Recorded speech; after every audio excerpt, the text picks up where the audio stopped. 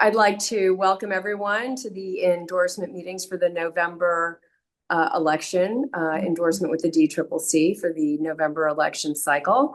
I'd like to welcome members of the DCCC and our very own Supervisor Mahmoud.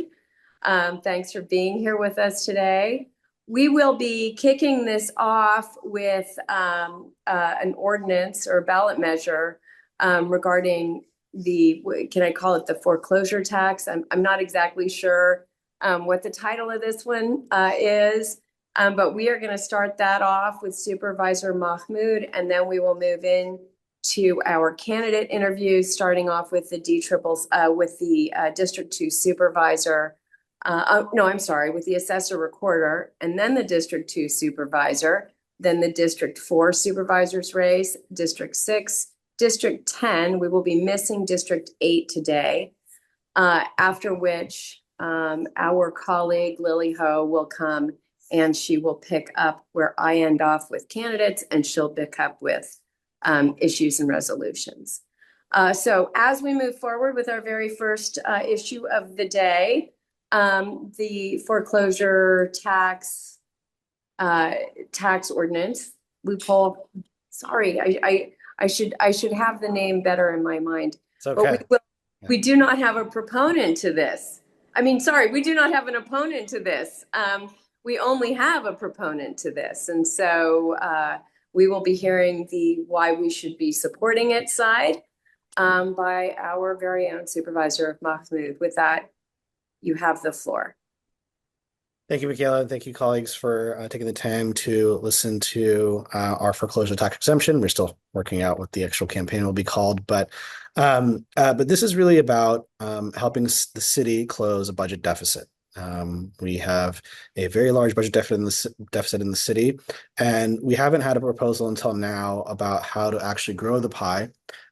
All the other measures that are on this November ballot are about restoring funding to existing services for money that was lost. This is not going to any specific service. This is going to the general fund to be able to account for changes in the market, but also to generate more revenue for the city amidst ongoing deficit. So what this does is very straightforward.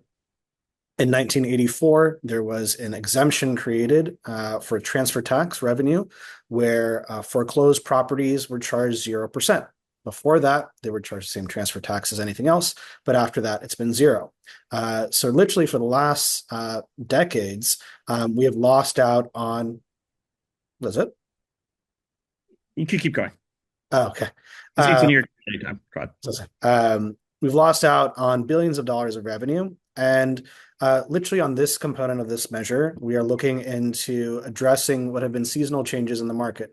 Over the last several years, there's been hundreds of millions of dollars in transactions of foreclosed properties that have gone through without us collecting any revenue on it. And so this will basically set the foreclosed properties to be charged at the same rate as the rest of our transfer tax scheme. But also second, it will actually exempt smaller properties as well. We don't want this to be a penalty on families or individuals in distress on single family homes. Since this is only for properties that have 5 or more residential units in them as well. So the controller estimates this will generate about $100 to $150 million a year in revenue over the next 5 years. So we feel it's going to be a significant source of revenue. We have a good consensus coalition of individuals and groups endorsing, and happy to answer any questions. Michaela, I think you're on mute. Thanks. Sorry about that. I have a lot of background noise going on, so I muted myself. So this is what I'm curious about. When you say smaller buildings, smaller single family homes, how do you determine the difference between what, in a beautiful city like ours, what a small single family home is and what a larger one is? So who really fits this criteria? Yeah, so basically the exemption will still continue for foreclosed properties, so they won't be charged any tax for all single family homes and for smaller multifamily properties that have fewer than 5 residential units and some qualifying small mixed use properties as well. So basically it's a 5-unit threshold and then all single family homes. Oh, okay. So you said what, 150 to $200 million estimate? 100 to 150 a year. Okay, sorry, 100 and 150 a year, Mhm. million a year. That's a pretty good chunk of change. Yeah, and I think that's I wanted to account for why that's the case, and I think that's why Uh, the whole thesis of this is that as a city, we should be updating our tax code to reflect changes in market dynamics. And so, from a data perspective, something to note is that the assessor recorder, who I believe himself will be on later today, has noted that there's been a really big shift in the market for the last several years. Where namely between in the last 2 fiscal years, more than half of the exemption claims for properties were shifted to be above $10 million properties compared to just 4 to 5% in the preceding 15 years. And then from a total quantifiable metric during that same 2 to 3 year fiscal period, the amount of revenue that we lost that we could have collected if we'd been charging this tax was $450 million. But for the previous 15 years before that, we would have consolidated just collect $50 million. There's been a sudden shift in foreclosures rapidly rising over the last 3 years. And that's why we felt that we wanted to update this tax code now in light of how the market dynamics have changed, but also to ensure consistency. We should be ensuring that properties, regardless of foreclosed or not foreclosed status, should be charged the same transfer tax rate. And so we're not setting any special rates for these type of properties. It's going to be at the same rates that whatever is set for other properties as well. So it's both about consistency in our tax code as well as about adapting to current market dynamics. Okay, great. So, does this assume that this obviously assumes that no competing measure passes? And Not necessarily. So basically, a nuance is that we have added in language in here to make sure actually that if any other measure passes, that can still pass as well. So there is another measure on the ballot that involves transfer taxes. Actually, both of those can still go into effect, and they will not conflict with one another. So there's no poison pills or anything here. Though, if the other Affordable Housing Guarantee Act passes, I believe they can speak more to the details of it, but they are going to allocate half of all transfer tax revenue to affordable housing. And so if that measure passes, then half of the $100 to $150 million that I described will go to affordable housing and half will go to the general fund. If that measure does not pass, then the full amount goes to the general fund. So that's the only difference that will happen as a result of other measures passing. okay. So just out of curiosity, in San Francisco, we do, going back to single family homes, we obviously have smaller single family homes that would, where I can understand where this might hurt them. But if you've got the larger, mansions, we don't usually see foreclosures with, our really wealthy, high-end properties, I guess I should say. But, why exclude them? I think it's just about being simplified in the tax code. The more kind of caveats that you create, the more edge cases you create. I mean, really, the intention of this is to charge corporate lenders. So the hedge funds, the institutional banks, not banks, but hedge funds and the institutional lenders that are really profiting off of these rise in foreclosures. So the focus is on really charging and taxing those kind of entities, which tend to be those larger properties above 5 units and commercial properties. So the intention is to go after those actors where we see the lion's share of revenue coming from on foreclosures, and that's the intention there. Okay, all right, great. Do any of my colleagues have any questions for Supervisor Mahmood? Chair Elliott up here. I see no members with Yeah, I saw that too. I just thought maybe I'd see a hand go up. Okay. Well, you really only have about another minute. So San Francisco already has the highest transfer tax rate in the country outside of Los Angeles. So does adding this measure risk discouraging exactly the kind of capital investment the city needs during a commercial real estate? I hate to say that we're in a downturn because I don't think we do, but that we really are. But is there a concern with that? I mean, not particularly at this time. I mean, again, we're just setting the rates to be the same as they are for the rest of the other properties in San Francisco. And we're closing an exemption that has been there since 1984 to ensure that the tax code is consistent. There are other major cities across the country that do tax foreclosures. So we are not taxing foreclosures. And again, we're trying to adapt to a changing market dynamic where foreclosures have been rising over the last 3 years, as I mentioned. So we feel that the tax code should reflect the current market dynamics. Obviously, there's a separate discussion about what the rate should be for San Francisco. This is not getting into that fight. This is simply about collecting revenue that we're losing out on amidst a budget deficit and adapting to current market dynamics. Okay. Are you getting major pushback from real estate or lending interests?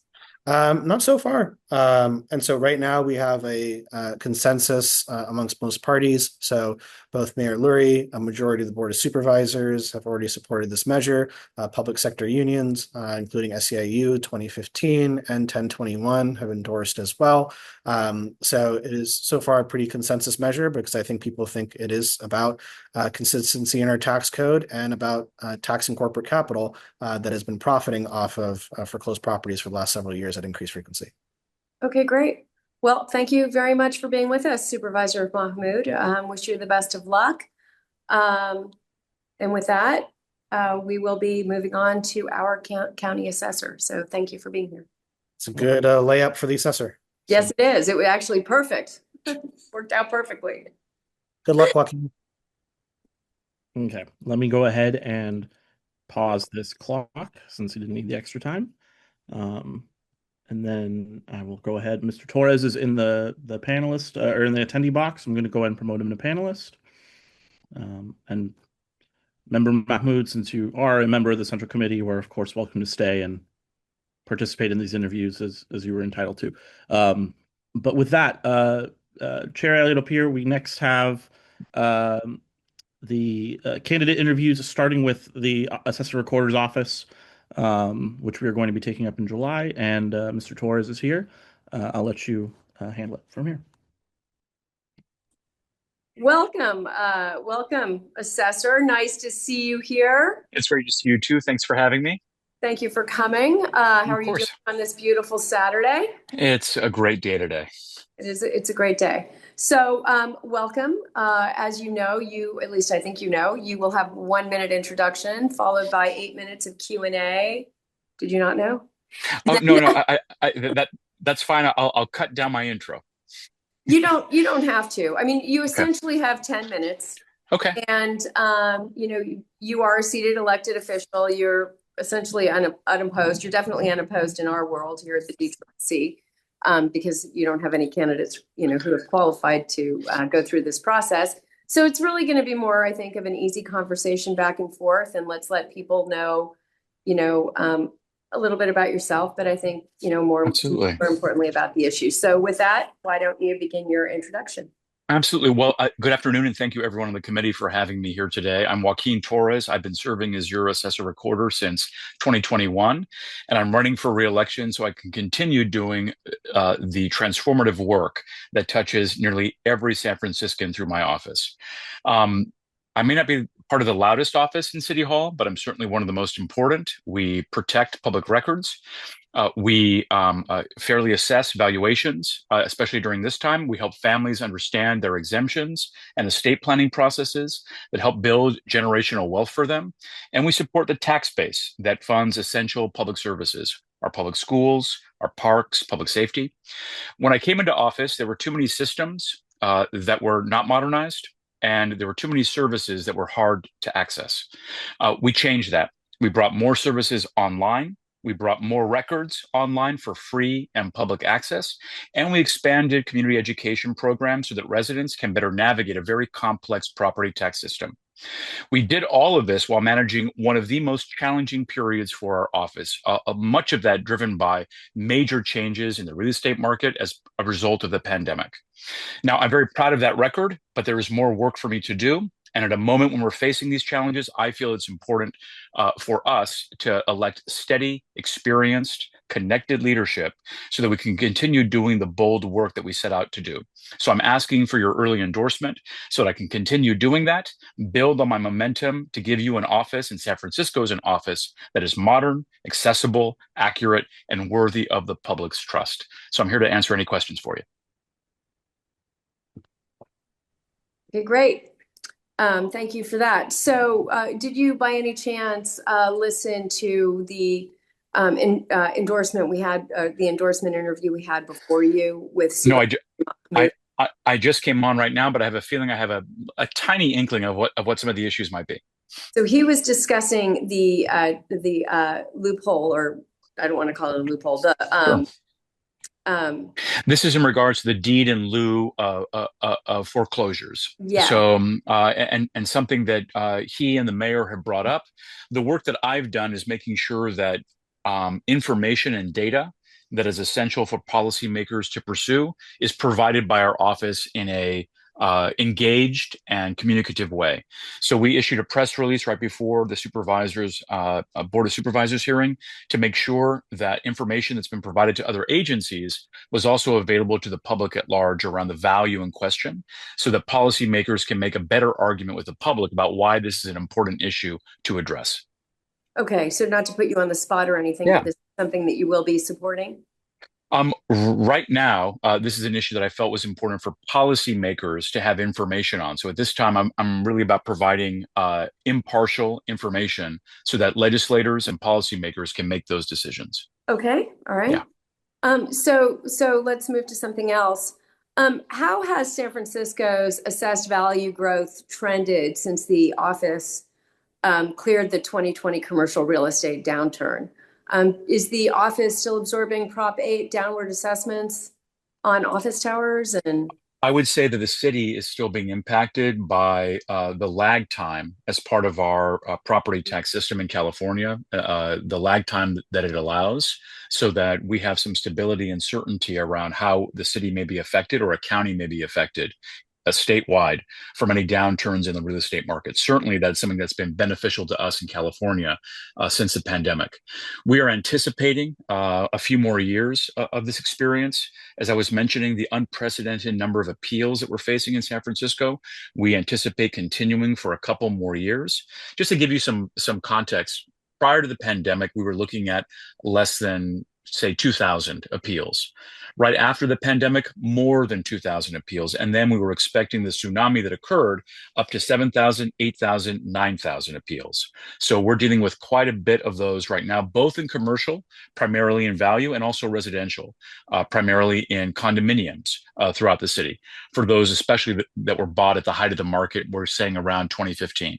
But this has been a focus for us to make sure that everyone is aware of the realities of how property tax law is going to be providing exemptions or reductions for people based on what the law allows. Mm-hmm. Okay, so what share of that role is residential versus commercial? The majority of it in terms of value is commercial versus residential. Is commercial versus residential. Mm-hmm. If that makes sense. Yeah. How exposed is the city's budget to further commercial vacancy-driven reassessments?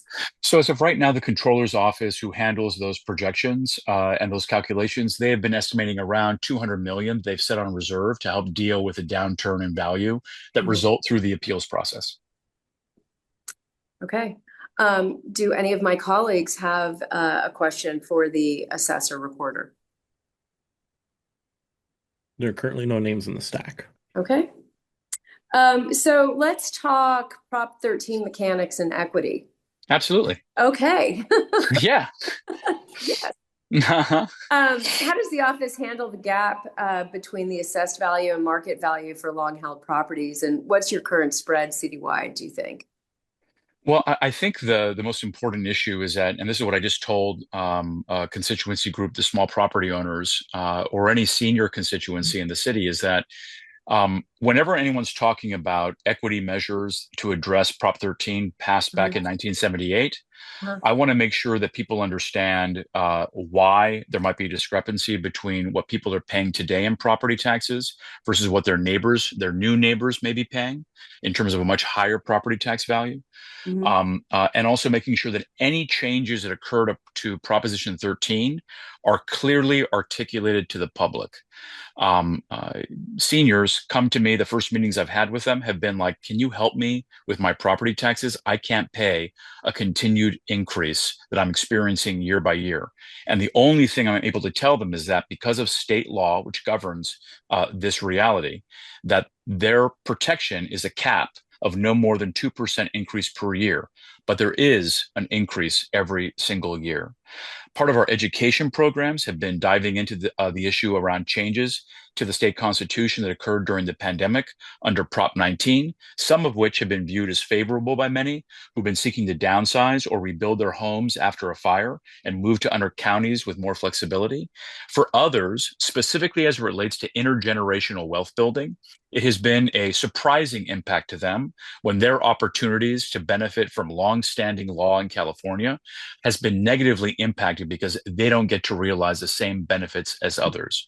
All that's to say, I want to make sure that whenever we're talking about policy changes that affect home ownership and the wealth created there, that we are communicating with the public clearly about that, and not during a time when day is night and when we're suffering extraordinary impacts from the pandemic. Mm-hmm. So how does, talking about intergenerational wealth, how does the intergenerational transfer Prop 19 reassessment exclusion play out in practice in the San Francisco market? That's a very long conversation, but I would say simply the public response to it is that people have been surprised by understanding that suddenly what used to be a more permissive way of transferring wealth from one generation to the next has been limited and curtailed in a way that they were not expecting. People thought that they were voting to protect people who were impacted by fires in the north, and found out that when it comes to transferring property, they're going to see a decrease in the value they're able to send and benefit their future generations. And that's been surprising to them. Yeah. Have you heard of anything out there to reform that or? There have been changes pursued by the Howard Jarvis Taxpayers Association, but they've been unsuccessful in gathering enough signatures to either be considered by the legislature and to either be considered by voters in the ballot statewide again. What's interesting to note is that local real estate associations felt a little bit taken aback by what their statewide real estate association was telling them in relationship to the impact of this. What I've been also telling constituents is that the realities in Sacramento are that any financial impact has to be balanced. And so now that this vote has already taken place statewide, over 50% who voted in favor for it, it's going to take a big lift to overturn that. Yeah. Yes, it will. All right. Well, with that, we have one more minute left. Is there anything that we haven't touched on that you'd like to bring back up? Or? No, what I really appreciate about the questions is that these are the issues that are facing homeowners and taxpayers in California and in San Francisco. When we're reading about the impacts and rising real estate costs in our own city and county, it's important that we're having transparent conversations about real basic issues. How are my finances going to be affected? That's why I've created a new estate plan program to serve residents in this way with non-taxpayer dollars and leveraging other resources to support them, but also making sure that legislators are aware of the unintended consequences that can affect people on limited incomes. And I want to be here for them, both those who are policymakers and those who are potentially being impacted, because that's why we came to this level of service. Well, it's a great way to end it, Assessor. I think, your office is probably one of the most important ones that we have, and not enough attention is brought to it. So thank you. Thanks for being here today. Really appreciate you, and absolutely. Campaign in November. Thank you so much. And again, I'm very, very grateful for the time to come before you to ask for this early endorsement, and I hope to receive it. And thank you so much for the support. Thank you, Joaquin. Thank you. Professor, have a good day. You too. Bye. Bye. I'm going to change Mr. Torres to attendee. Up next, we have the District 2 Supervisor's Office. And current District 2 Supervisor Stephen Sherrill is here, and I'm going to promote him to panelist. As a just a logistical note, none of the other candidates that are eligible for consideration by this body applied to be endorsed. So you have only one candidate before you today. Okay, great. Hi. Hi, welcome. Nice to see all of Well, you. I'm waiting for the stopwatch to go up there. But Supervisor Cheryl, it's nice to have you. Congratulations on your election in June. Thank you. Yes, and thanks for being here. So you have a minute intro, and then we'll have an 8-minute conversation, and then you've got another minute at the end to tie it all up. Great. Well, first and foremost, thank you all for giving me the time to be in front of you. Having, earned your endorsement in the June election was incredibly proud for me. I think we've talked about, my journey growing up in a Republican household and embracing the things that I think are most important in life. And to me, the Democratic Party stands for the core ideals that are most important. When we talk about the freedom to be who you want to be, to love who you want to love, to control your body and your future, I think very, very few things are more important than those really core fundamental elements. And where I see the opportunity as Democrats moving forward and both the challenge is that we need to not only stand for the values that we think are incredibly important, but we also need to start aggressively solving the problems that people face each and every day. The way that I think about that, I frame it in terms of families. How do we make San Francisco the number one choice for families in America? That's safe and clean streets. That's a thriving job market and thriving commercial corridors. And that's a city we can actually afford. That's housing, that's transit, that's great public schools, and that's childcare. And so for me, pursuing a full 4-year term, those are the problems that I want to move aggressively to solve, not just with grandstanding, not just with value statements, but with actual solutions that lower costs for real people in San Francisco. Great. So, with all of that in mind, you've been in office for 18 months, which I find a little incredible. It feels like time has flown. It might not feel that way for you. A little bit of this, a little bit of that. A little bit of this, a little bit of that. But, can you talk about some of the things that you've been really proud of over the last 18 months? Yeah. And that might be a good place to start. Yeah, I think the thing that I'm proudest of was I set out from day one to make constituent services the kind of centerpiece of my office. And that is something that, like, obviously we haven't been perfect, but I think we have made a huge impact on the community by showing up, being present, and trying to solve those everyday problems. I think that is where the foundation of good governance happens with constituent services, because when constituents learn to trust you because you show up, because you answer questions, because you solve little problems, it is easier to work with them on the incredibly difficult challenges that inevitably require potentially controversial solutions. So that is the thing that I'm proudest that I set that as the number one priority at the beginning, have continued through that, and even moving forward, will continue to make that kind of the centerpiece of how I structure my office and my work. I just think it's incredibly important. Okay. Member Chandler has a question for you, Supervisor. Yes. Member Chandler. Thank you, Chair, and thank you, Supervisor. I was just curious. You obviously had a very intense election. What was the most beyond the public safety and small businesses?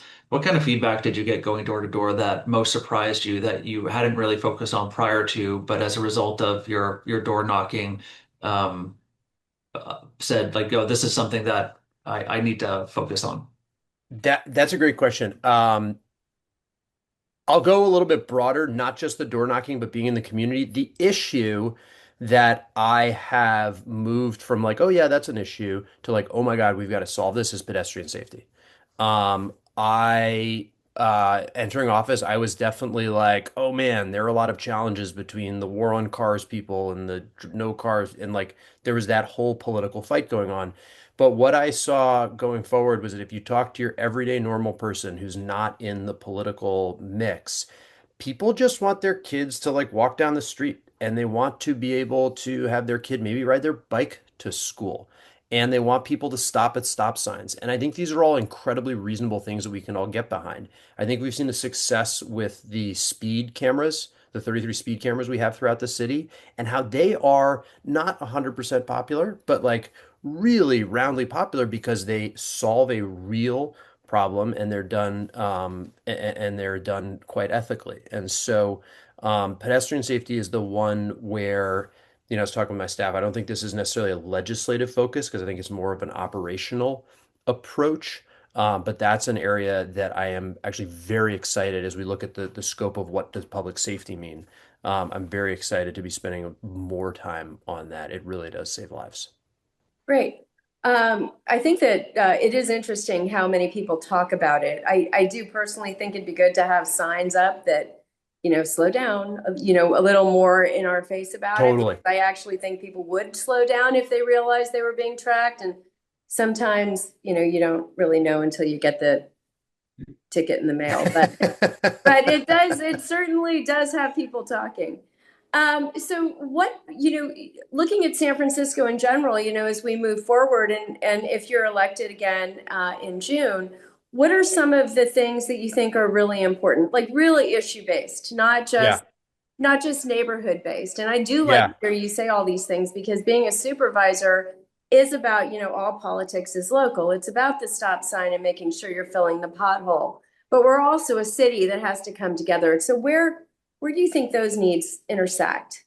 Yeah, I mean, look, I think the obvious one is the cost of housing in a city. That's the obvious big issue. And throughout 2025's family zoning plan process, which I was a very proud supporter of, and I really want us to double down on that. I think it's a relatively San Francisco-centric plan.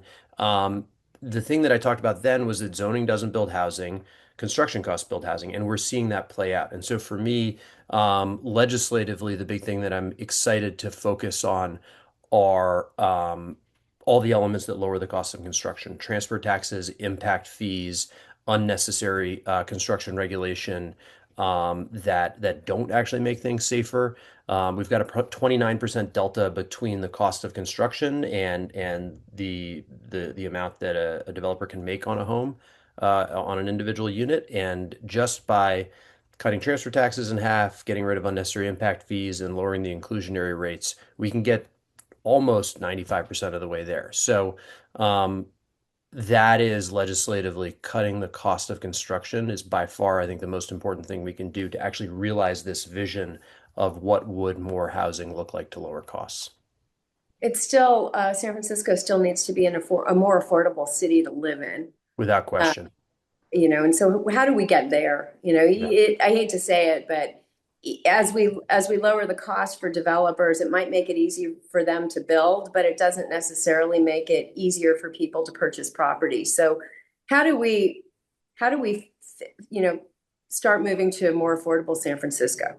Well, I'm glad you brought that up. One of the ballot measures I'm most excited about in the fall is the Housing Trust Fund that Myrna Melgar worked incredibly hard on that I've co-sponsored. Because I think you bring up a great point, right? Like, great, the housing gets built, but do people have the money to afford it? And where I see the gap in housing, it's not for people making 500 million bucks a year. It's the 60K to 300K a year. And that's a big gap, right? That's a huge gap, that workforce housing gap. And the Housing Trust Fund is a great start. I think the big BHAG, the big, hairy, audacious goal is how do we deploy $30 billion in the next 10 years? That is one where I talk to potential staff that I'm looking to bring on. I say, like, we're going to pursue this. How do you get that? Sounds crazy. And I'm like, it is crazy. But I think if we don't set crazy goals like that, we will continue to fall farther and farther behind. Okay. I agree. What about, I know that we've had conversations about our small grocery stores and our small, and even actually our Walgreens and CVS's. You walk in now and everything's locked up because they're losing so much money on the grab, Yeah.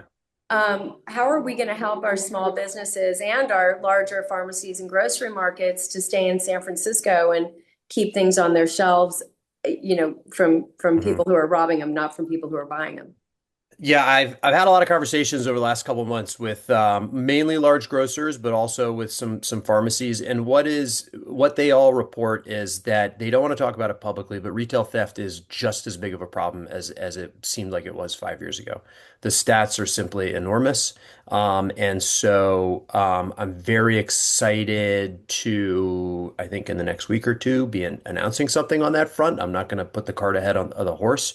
But I think when we look at public safety, as much as vibes are getting better across the city, I think we need to be laser focused on the fact that we have real challenges. Retail theft is a big one. The fentanyl crisis is enormous. Domestic violence statistics are up, and we have this pedestrian safety issue. And then in a District 2 way, we still have real problems with protesters breaking the protest boundaries at Planned Parenthood. But I think as we look at public safety, it will continue to take very data-driven approaches to the very real problems that we have. I think Matt Dorsey's been a leader on the fentanyl crisis at the board, and so many of you have been kind of leading the way there. But like entering the resets, creating the reset center was a great way. Is the reset center going to work where we can help individuals avoid the criminal justice system but get into treatment? Is it going to work? I don't know. Should we try it? Absolutely, because what we've been doing in the past hasn't worked. Great, thank you. Bobak, did I misjudge our time? Yeah, we're eating in. We ate into his last his closing argument with that last one. Okay, so 30 seconds, Stephen. You want to close We've this got to off? double down on the basics to keep us moving forward and get aggressive with real solutions to the key problems we have. Proud to have earned your all's endorsement in June. Would be incredibly proud to have your endorsement again in November. Thank you for the time. Great. Thank you so much, Supervisor, for being with us today. All right. Up next, I'm going to go ahead and remove you back to attendee, Mr. Sherrill. Thank you. Up next, we have the District 4 supervisor candidates. There are only two eligible candidates that applied. One is Mr. Jeremy Greco, who is up next, followed by Supervisor Alan Wong. So I'm going to go ahead and promote Mr. Jeremy Greco. Oh, wait, hold on. You need to accept the request. There we go. Give it a second. Mr. Greco. I don't see Mr. Greco. Oh. There. Can you go ahead and unmute and turn on your camera as well? Okay. There you are. You made it. It's always a little stressful there. Yeah. Welcome to the DCCC endorsement meeting. You have 1 minute to introduce yourself. Then we're going to have an 8-minute conversation, and then you're going to have another minute at the end to tie it all up. We sometimes have a tendency to meld everything a little bit, so but you've got about a 10-minute endorsement process. So with that, Mr. Greco, welcome to the DCCC. Please tell us why you're running for District 4 Supervisor. Thank you very much. My name is Jeremy Greco, and I'm running for District 4 Supervisor. The sunset is in my blood. My wife and I have lived in San Francisco for 30 years, and for the past 26 years, we've called the Outer Sunset home. I've experienced the full circle of life in this neighborhood. My daughters were born here and attended Sunset Cooperative Nursery School. Years later, my wife and I became caregivers for my mother-in-law as she lived with dementia, which developed into Alzheimer's. When she passed away peacefully at home, surrounded by family, those years taught me what community, dignity, and compassion truly mean. For 16 years, I served as a board member and co-owned Other Avenues Food Cooperative, where every major decision required building consensus and putting community first. And for the past 2 years, I produced Sunset Solos at Sea Level Gallery, bringing more than 50 storytellers and performers to our neighborhood, because I believe strong communities are built not just through policy, but through connection. And that's the leadership I'll bring to City Hall. Oh, I can't hear you. Sorry, I keep doing that. I've got a couple of loud dogs in the background, and I don't want to cool people off. Okay, so great. Was there any one issue in particular over the last couple of years that kind of pushed you into deciding to run for this? I mean, people sort of sometimes have that moment where they think, okay, now is the moment. And I have to be perfectly honest, it was a lightning bolt moment when the mayor picked Bea and I was reading her bio. And this is something I always wanted to do. It was just like this lightning bolt came to me. And I decided right then and there I was going to take the bull by the horns and do what I always wanted to do. Good. I've always felt that affordability and being a parent of two girls, and both my wife and I work at schools. Back then we both worked at the cooperative, and it's been a struggle to make it in San Francisco, and I'm happy to say we've done that for 30 years. Also, we're the sandwich generation. We were fortunate enough to have my mother-in-law live with us, but as time went on and her Alzheimer's developed, I saw the struggles that families will take by payment, by hiring nurses that may not show up. And we were lucky that she had the savings to do that, because it cost $10,000 a month near the end of her life. And the senior issue, I think about why I run, but the issues with seniors and what's going to happen with seniors is very scary, and we have a very aging population, and I don't think as a society or as a city we're ready for it.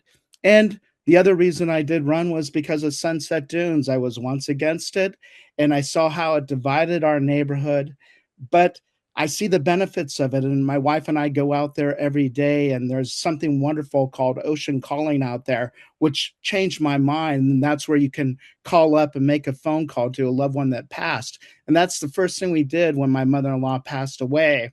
And it's that connection to the city and those causes that make me want to be a supervisor.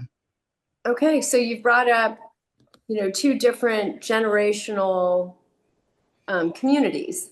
Our young people and raising children in San Francisco, a city that's got fewer kids than most major metropolises in the United States. And dogs.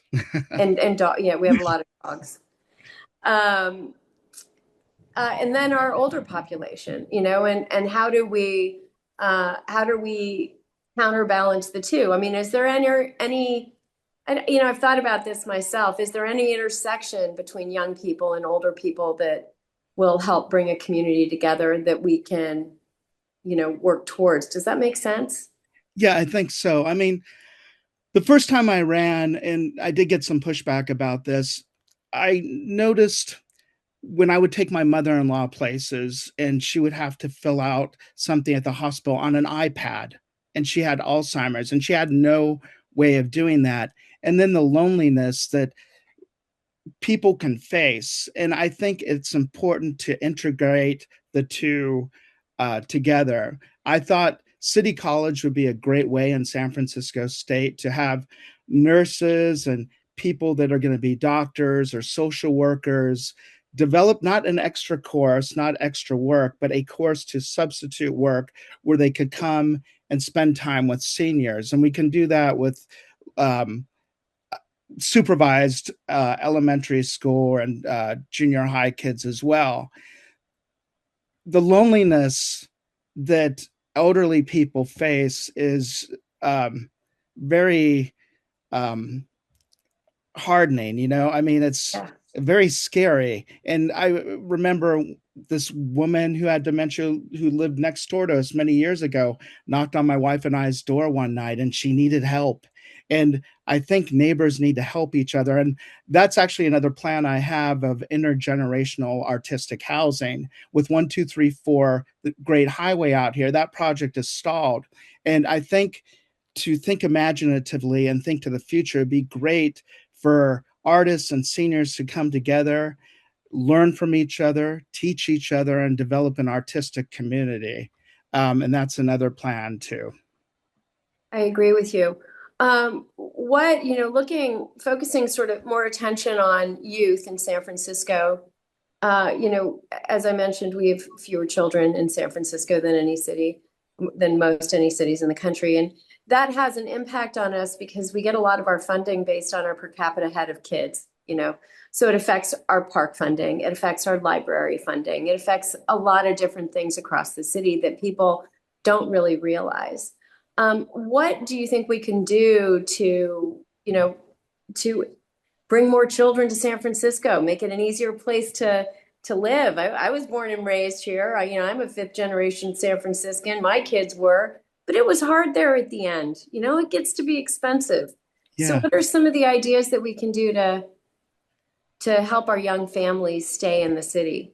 You know, my daughter told me this the other day, and she's 18 and she just graduated valedictorian, that there's Congratulations. nothing, thank you, there's nothing for kids to do in this city. And I was like, there's a beach right there. What do you mean? But she wants, entertainment. And I think affordability and support are the two major issues. And I saw that firsthand. We were lucky when when I worked at Other Avenues Food Cooperative. We had the opportunity to bring our daughters to work the first year of our lives, and luckily, my wife and I worked at the same place, and there was an understanding about that. Luckily, my parents came up once a week to take the girls out, and luckily, I have a job in an independent school now. My wife works at independent schools, and we started at public schools. And that's another big issue of why people are moving from public schools to independent schools. So, and we we're lucky too, where we had the support of Sunset Co-op. So I remember, and I'm sorry for babbling on here, but I remember when we were first parents, something out in the Outer Sunset was run by City College, and it was where young parents could get together with their kids, and it was a childhood class, and it was at the church. And City College took that away, and they centralized it to their main campus. They used to have that satellite all over the city, and by removing that, it removed the community. And the community is where people can build relations and people can help one another. And I think that was a huge, huge loss to our neighborhood. So I would start small with something like that. And then from that, a village is born. Yeah, I agree. Those are good ideas. So we are in 6 seconds going to move into your final minute. Okay. I don't know if there's anything in particular that you'd like to talk about. I had intended to also ask you about small businesses, but the last minute is all yours. But I can forego that if you want to ask about small businesses too. Well, I'm just sort of curious, because you got Terraville that ran right through, District 4. Wait, right? Mm-hmm. District 1 issue, is it? Well, anyway, talk specifically about your small businesses. What are we going to do to increase small business development? Great question, and I have an idea for that. Okay, go. Coming from a cooperative background, I think we need to encourage more cooperatives. The thing is about cooperatives, it's just not just one person who has to come up with the capital. It's many people that run the business together. Through Other Avenues, I learned not only to work in a store, I learned HR. We had to buy our building, and we had to reach across, the so-called cooperative aisle to figure out a plan to buy that building. And so when people retire as well, businesses leave the community. It's not just empty storefronts. It's when we lose those businesses, we lose the community. And that's why I think there needs to be an opportunity, something with like a community bank, because our co-owner, Shanta, had to put our house up for collateral so we could buy the building, which is the reason why Other Avenues is still in existence today, a 50-year business. So I would really press on a cooperative business initiative, which they have in New York as well. It's a great idea. One I've not heard brought up before. So I love it. That's what this process is about. Unfortunately, Mr. Greco, your 10 minutes is up. Okay. But I would like to thank you very much for being here with us, sir. And I wish you the best of luck in the coming election. Thank you, and thank you for having me. Yeah, thank you. Thank you, Mr. Greco. We'll go ahead and move you back to attendee. And then up next in our interview calendar, we have Supervisor Alan Wong, who is, where is he? He was in the, there he is. All right, promote to panelist.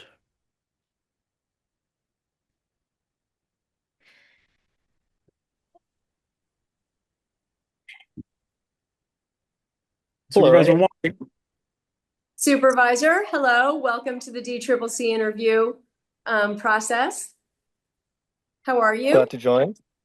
Good. Good. Just out and about. So I'm just yes, sitting down outside in my car, just waiting for the interview and just listening into some of the others.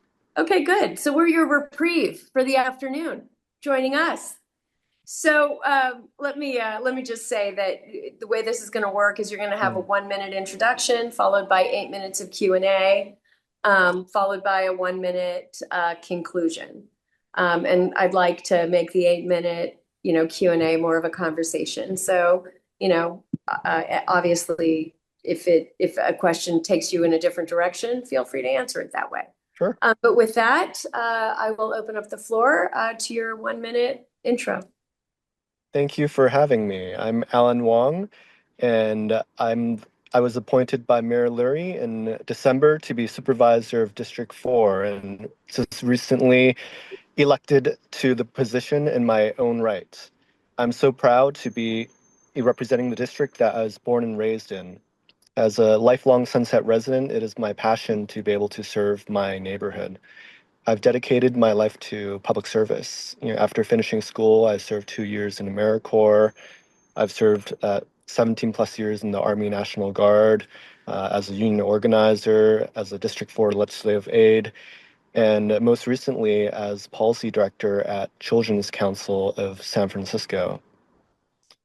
What I care about is ensuring that we're providing responsive government, responsible and practical government, as well as focusing on the basics of governance: public safety, quality schools, streamlining city government, and quality education. Thank you. Okay, great. So let me we'll start with the Great Highway Sunset Dunes. I don't know if I want to say fight, but it has its way of, it's an important issue within your community. And I'm curious, how you think this is all going to turn out, where the conversation's going, and if you think we might, where you think it might go. Yes, this is a topic that I have discussed so many times all across the neighborhood. I've heard every single angle of this. When I talk to people in the neighborhood, this is the most brought up issue one way or another, whether they support reopening the Great Highway or having it stay closed as Sunset Dunes 24/7. And it remains a very potent topic in the neighborhood. I voted no on Proposition K. And for me, it's clear where the Sunset District 4 residents stand on this issue. 2/3 of Sunset voters were no on K. And for me, I think that now that people have seen the closure, the 24/7 closure, and people have seen the weekday situation, they've seen the pros and cons of all of these all of the different variables and options. Now that that has happened, I think that San Francisco voters can make a fully intelligent choice on the merits of the issue, having experienced both the pros and cons of either end of those issues. And I think that for the folks that are interested in reopening the Great Highway, now that people have seen the full closure, there are arguments that reopening the Great Highway, you folks can make to convince people on the east side and other parts of town about the merits of it. I don't think that people on the east side of town knew how strongly this was felt on the west side of the city. And I'm looking forward to having a vote on this issue and settling it moving forward in the future. Yeah, I think you're right. I don't think that most of San Francisco had any understanding really of how strongly opposed people in your community really were to it at the time. But what is your read on the November ballot measure push? Like, do you think? I don't want to beat a dead horse, but I guess my point is that what are you going to be doing as supervisor? What kind of a lead are you going to be taking one way or another on this particular issue? Yeah, I support reopening the Great Highway to vehicles on weekdays. And there was the previous ballot measure where the city, a majority of the city had voted to close it. I think that for a campaign to reopen it, there would need to be strong arguments about the impacts of the 24/7 closure on the city and the neighborhood. So I think it'll also be dependent on how fundraising goes with the proponents to reopen the Great Highway and being able to successfully argue those points, not just on the west side, but all across the entire city. Okay, so let's shift. District 4 is largely single family homes.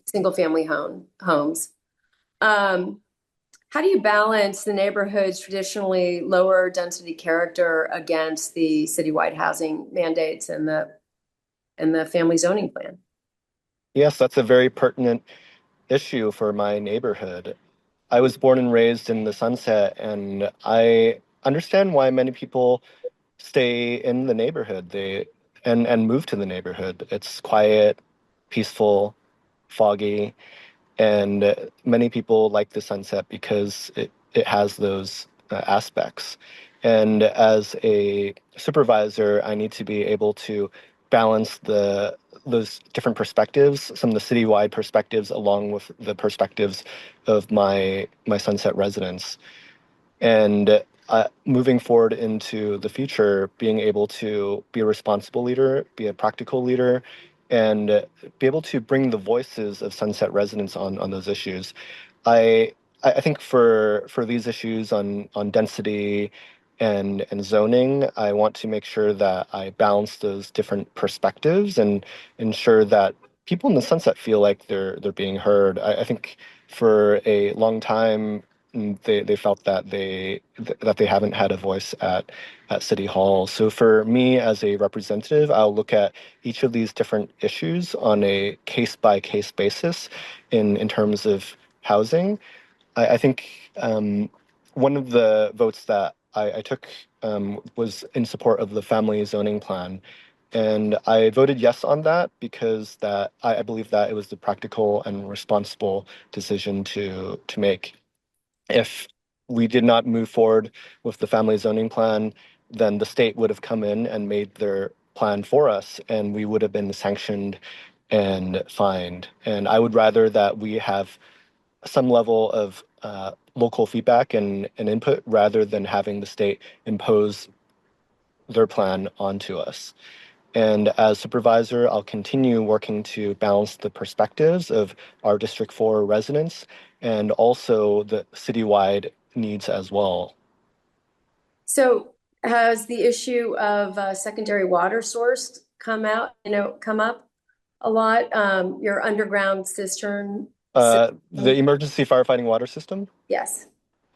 Yes, the emergency firefighting water system is really important to the Sunset, or AWSS, auxiliary water supply system, depending on which term people prefer to bring up for that. The bottom line is on the west side of town, we have not had EFWS or AWSS on the west side. And east of 19th Avenue, they've had the water system there for all this time, but on the western and southern parts of the city, we don't have that. And if there's a major earthquake or fire, it could cause so much damage. And for me, as a National Guard officer, I've been deployed to wildfires. I was sent to Paradise City when it burnt down, and I would never want to see anything like that happen to my hometown. And I think it's immediate and urgent that we get EFWS, AWSS on the western and southern parts of town, and that we develop that infrastructure. Well, I I could agree with you more on that Mm. particular issue, especially as we start building more in your neighborhoods. We have to figure out how we're going to, you know, maintain the safety of the residents there in case of a major earthquake and fire. Yes, absolutely. Okay. Well, that was a quick 8-minute conversation.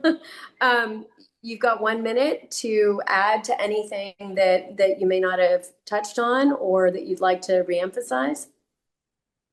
My focus is on the basics of governance, responsive government. For so long, the Sunset has felt that they're not heard at City Hall. I want to make sure that we're taking care of the everyday issues that Sunset residents care about. Pruning the trees, making sure the roots are not getting into the sewers or breaking into our sidewalks, making sure that we have safe and clean streets and people feel that public safety is on the right track. Also supporting quality education for our young people. So many people move to the Sunset because they want to build a family and have their kids go to a good quality school in the neighborhood. I'm proud to be supported by Mayor Lurie, a supermajority of my colleagues on the Board of Supervisors, the Deputy Sheriff's Association, San Francisco Firefighters Local 798, and the Police Officers Association. And I want to continue moving forward to ensure that we're moving a practical and responsible way at City Hall. Thank you. Great. Thank you. Thank you, Supervisor. Thank you for your well thought out answers, and thanks for joining us this afternoon. Catch you later. Have a good one. And Supervisor Wong is promoted back. Up next, we have the District 6 supervisor race. We only have one eligible candidate that applied for consideration. It is also a candidate that happens to be a colleague of yours on this body, Supervisor Matt Dorsey, also member Matt Dorsey. Mr. Dorsey, welcome. Thank you so much, Bob. Oh, hey there, Supervisor. How are you doing? You just popped in. Hi. Okay, so you know how this works. You get 1 minute of an opening, 8-minute conversation, and then a 1 minute closing. Okay, well, I'll start with, when I ran 4 years ago as an out recovering drug addict, San Franciscans, however, probably gave me a chance. So I'd like to use the first minute, if I could, just to recap what I've accomplished on drug policy. I authored a Recovery First ordinance that aligns city policy with what any of us would wish for a loved one who's struggling with addiction. I created the Cash Not Drugs program, which is a sobriety and recovery incentive bonus program. I legislated a Read to Recovery program that has distributed more than 12,000 free-to-keep recovery books from our public libraries. I wrote our opioid addiction medicine access laws, which ensures access to Narcan and buprenorphine at all pharmacies citywide. And I wrote and just passed our drug-free supportive housing ordinance, which will deliver drug-free alternatives to mandatory drug-tolerant models right now. There's more that I could mention and obviously much more to do, but working with the recovery community and allies on these issues has been really important to me, and I hope to earn re-election to continue this work as supervisor, and I hope I can earn your endorsement. Great. Thank you. Okay. Well, I was going to ask you a little bit more about your drug policies and public safety, because I think it's probably, it's such a big strong suit, not just for you, but it's important for the Board of Supervisors to finally have an advocate like yourself, because we really haven't had somebody who's been solely focused on this particular issue. And I think it's something, even going back to when I was on the Board of Supervisors, that we've been missing for a long period of time. I know that you co-authored the San Francisco Recovers plan, targeting our, open air markets.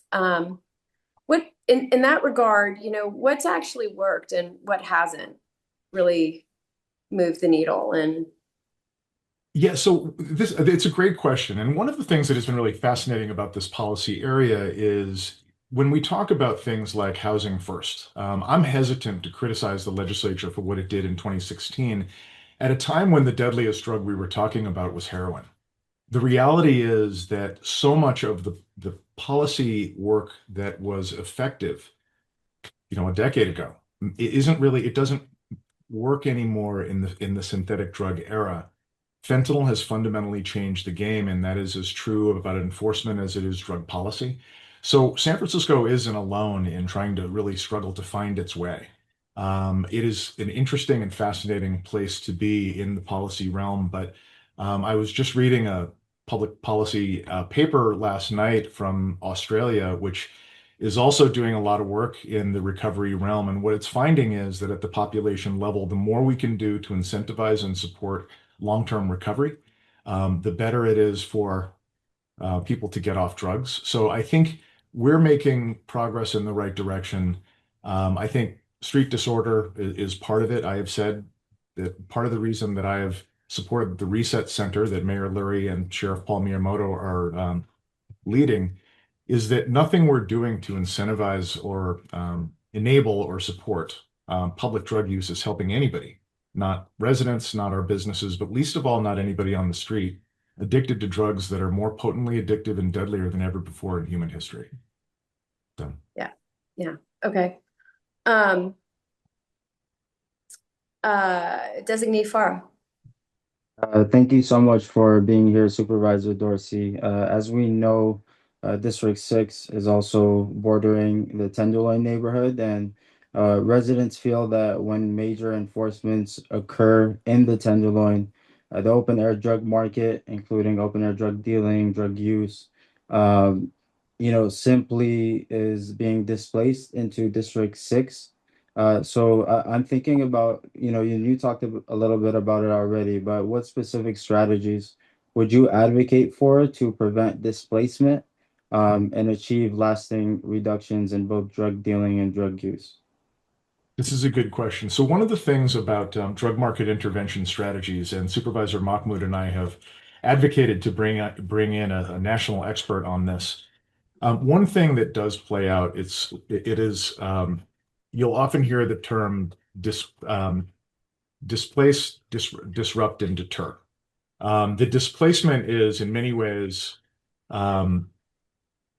or disrupt, dismantle, and deter. It's actually the disruption is when enforcement moves problems around. And that is going to be part of what plays out in law enforcement. And by the way, that's true of most law enforcement. It's always cat and mouse. And that was something that I saw both in the city attorney's office during my 14 years there and my 2 years in the police department.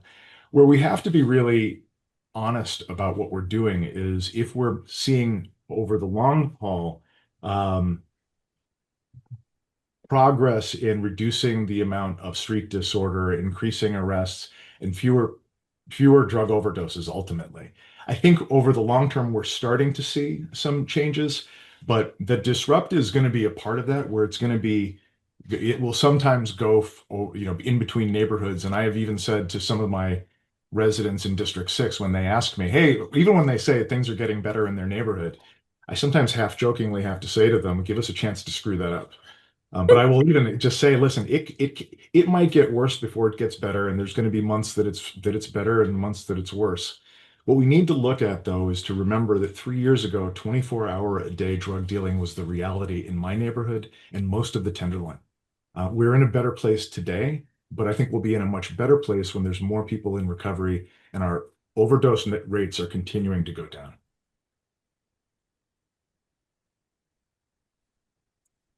Okay. All right, let's switch a little bit to downtown recovery. Good. Okay. Soma and mid-market carry much of downtown's office vacancy problem. What can we do specifically, or what are you doing specifically to drive commercial to residential conversion or street level activation? So I have authored legislation that that creates incentives for office to residential. Well, the thing that I like about it, it's called adaptive reuse. When we take a building that was originally intended as an office and convert it to housing, is it gives us an opportunity that I think is a once in a lifetime opportunity in the 21st century to collect the land use decisions that of the 20th century that aren't serving us very well. This gives us an opportunity to have 24-hour a day mixed use neighborhoods, much like the East Cut and Mission Bay, that are really driving a lot of activity, and uh, taxes for our bottom line.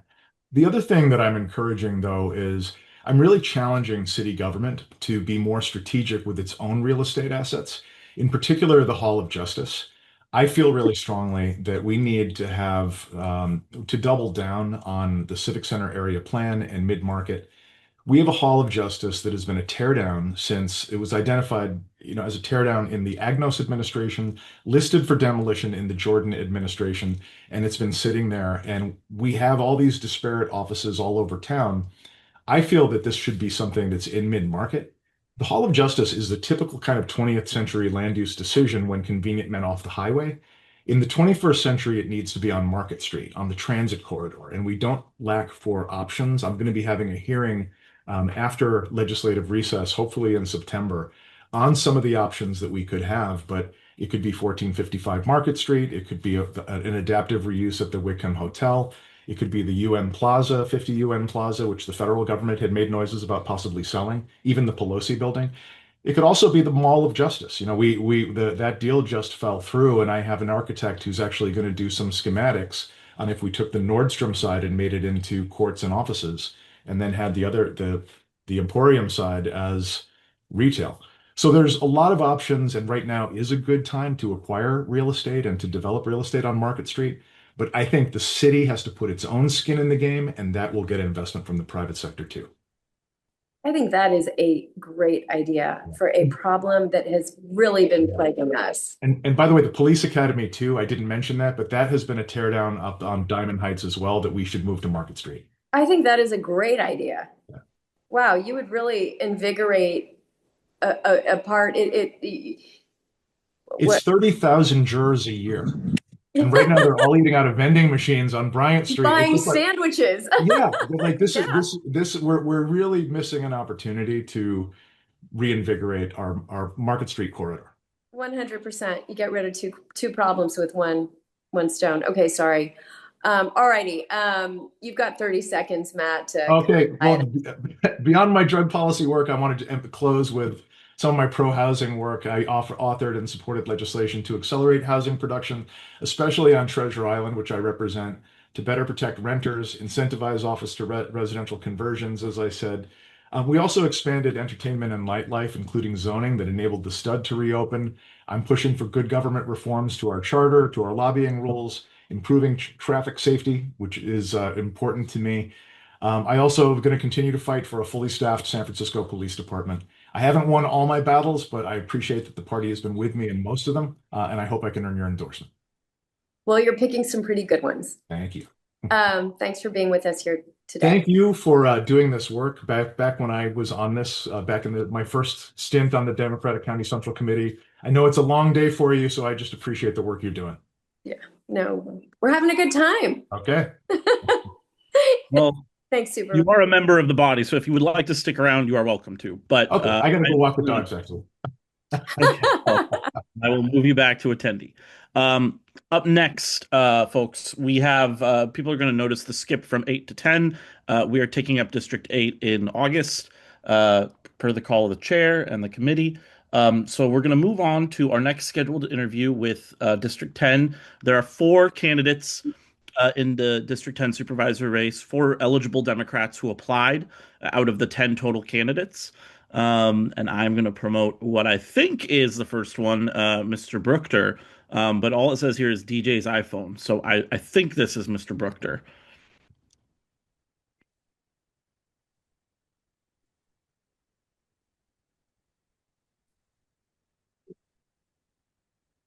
Mr. Brookter, is that you? Okay, great. I'm going to rename you to DeAndre Brookter. Okay, perfect. I appreciate that. All right, Mr. Brookter, welcome. Thank you, Michaela. It is a Happy pleasure to see you all. nice to see you. Happy to have you here today. So we've got 10 minutes. We're going to start off with a 1-minute intro and then 8 minutes of Q&A and 1-minute conclusion. Absolutely. And we've kind of been having a conversation for the 8 minutes, so feel free to be liberal in the way you answer your questions. Absolutely. I got an opportunity to check out a couple of the interviews. So I think I want to start off with saying happy birthday to my mother.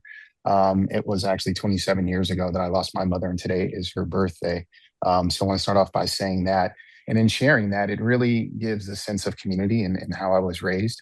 I want to say thank you to this body because I was actually appointed as a delegate for the DCCC during my time here in San Francisco for the last 16 years. I've served on the Black Young Democrats of San Francisco. I've been a part of the San Francisco Young Dems, the Latino Young Dems. And I share that because at the core of who I am and what I've done is roll up my sleeves, and it's been a part of public service and doing the work. I've also served on the San Francisco Police Commission, the Sheriff's Oversight Board, and I was actually appointed to the General Obligation Bond Oversight Committee, which a lot of folks don't even know exists in the city and county of San Francisco. But that has been my body of work for our democracy and for our city and county for over the last 16 years that I've been here. So I wanted to start off with sharing that with you all. Great. Thank you. I knew it existed. Good. Absolutely. It was so much work. I think it was Tuesday mornings, That's what I was going in there looking at our bonds. Yes, yes. That's what I was going to say. Far too much work not to be properly appreciated. Absolutely. All right. So Mr. Walton is termed out. And so this is an open seat, which is fun to see because it means that the debate and the conversation can get a little bit more heated, maybe. Okay. All right. A little more wonky. A little spicy. A little spicy. That's a better way of putting it. So let's see. Where do you stand right now on the pace and oversight of the Hunters Point shipyard cleanup, given the history of falsified soil testing and data? Where are you on the current remediation timeline and process?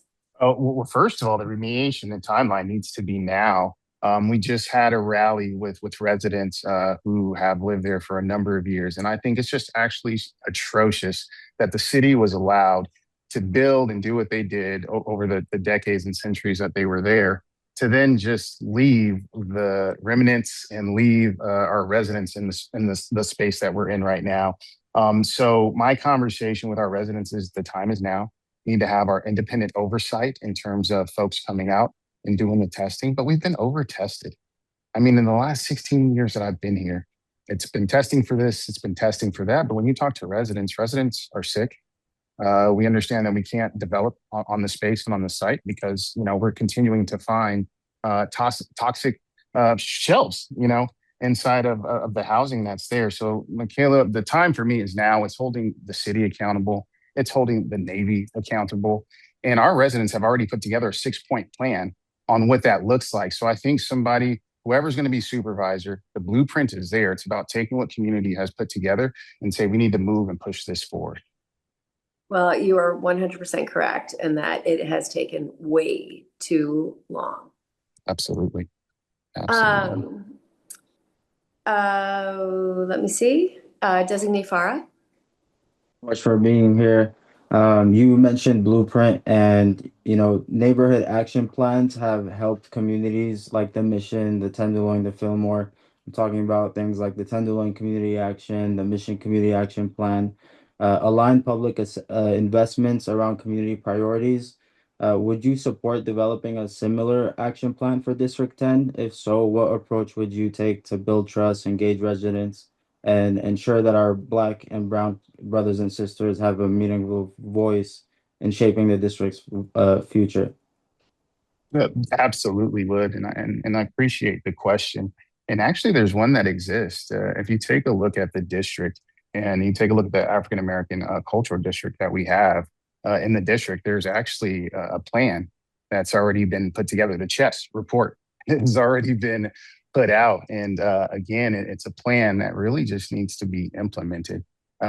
Community members and the executive director of the AACD have done a phenomenal job over the course of the last 4 years of putting that together. So being able, again, to have a supervisor that can take the plan that the community has been working on and be able to push that forward, bringing together the parties and holding hearings to make sure that the residents can get what they need is what needs to happen and what needs to be done. And we can absolutely do that. And I think the trust is there. You're talking to somebody who has been in the community, rolling up our sleeves, doing workforce development, providing educational services with our schools, and actually building housing. So the trust is there. It's about being able to take that plan and, again, push it forward. Okay. As I mentioned before, this is an open seat. Are there, as Supervisor Walton leaves this position, are there things that he's done that you'd like to continue, or are there other things, different approaches that you'd like to take, different focuses that you'd like to work on?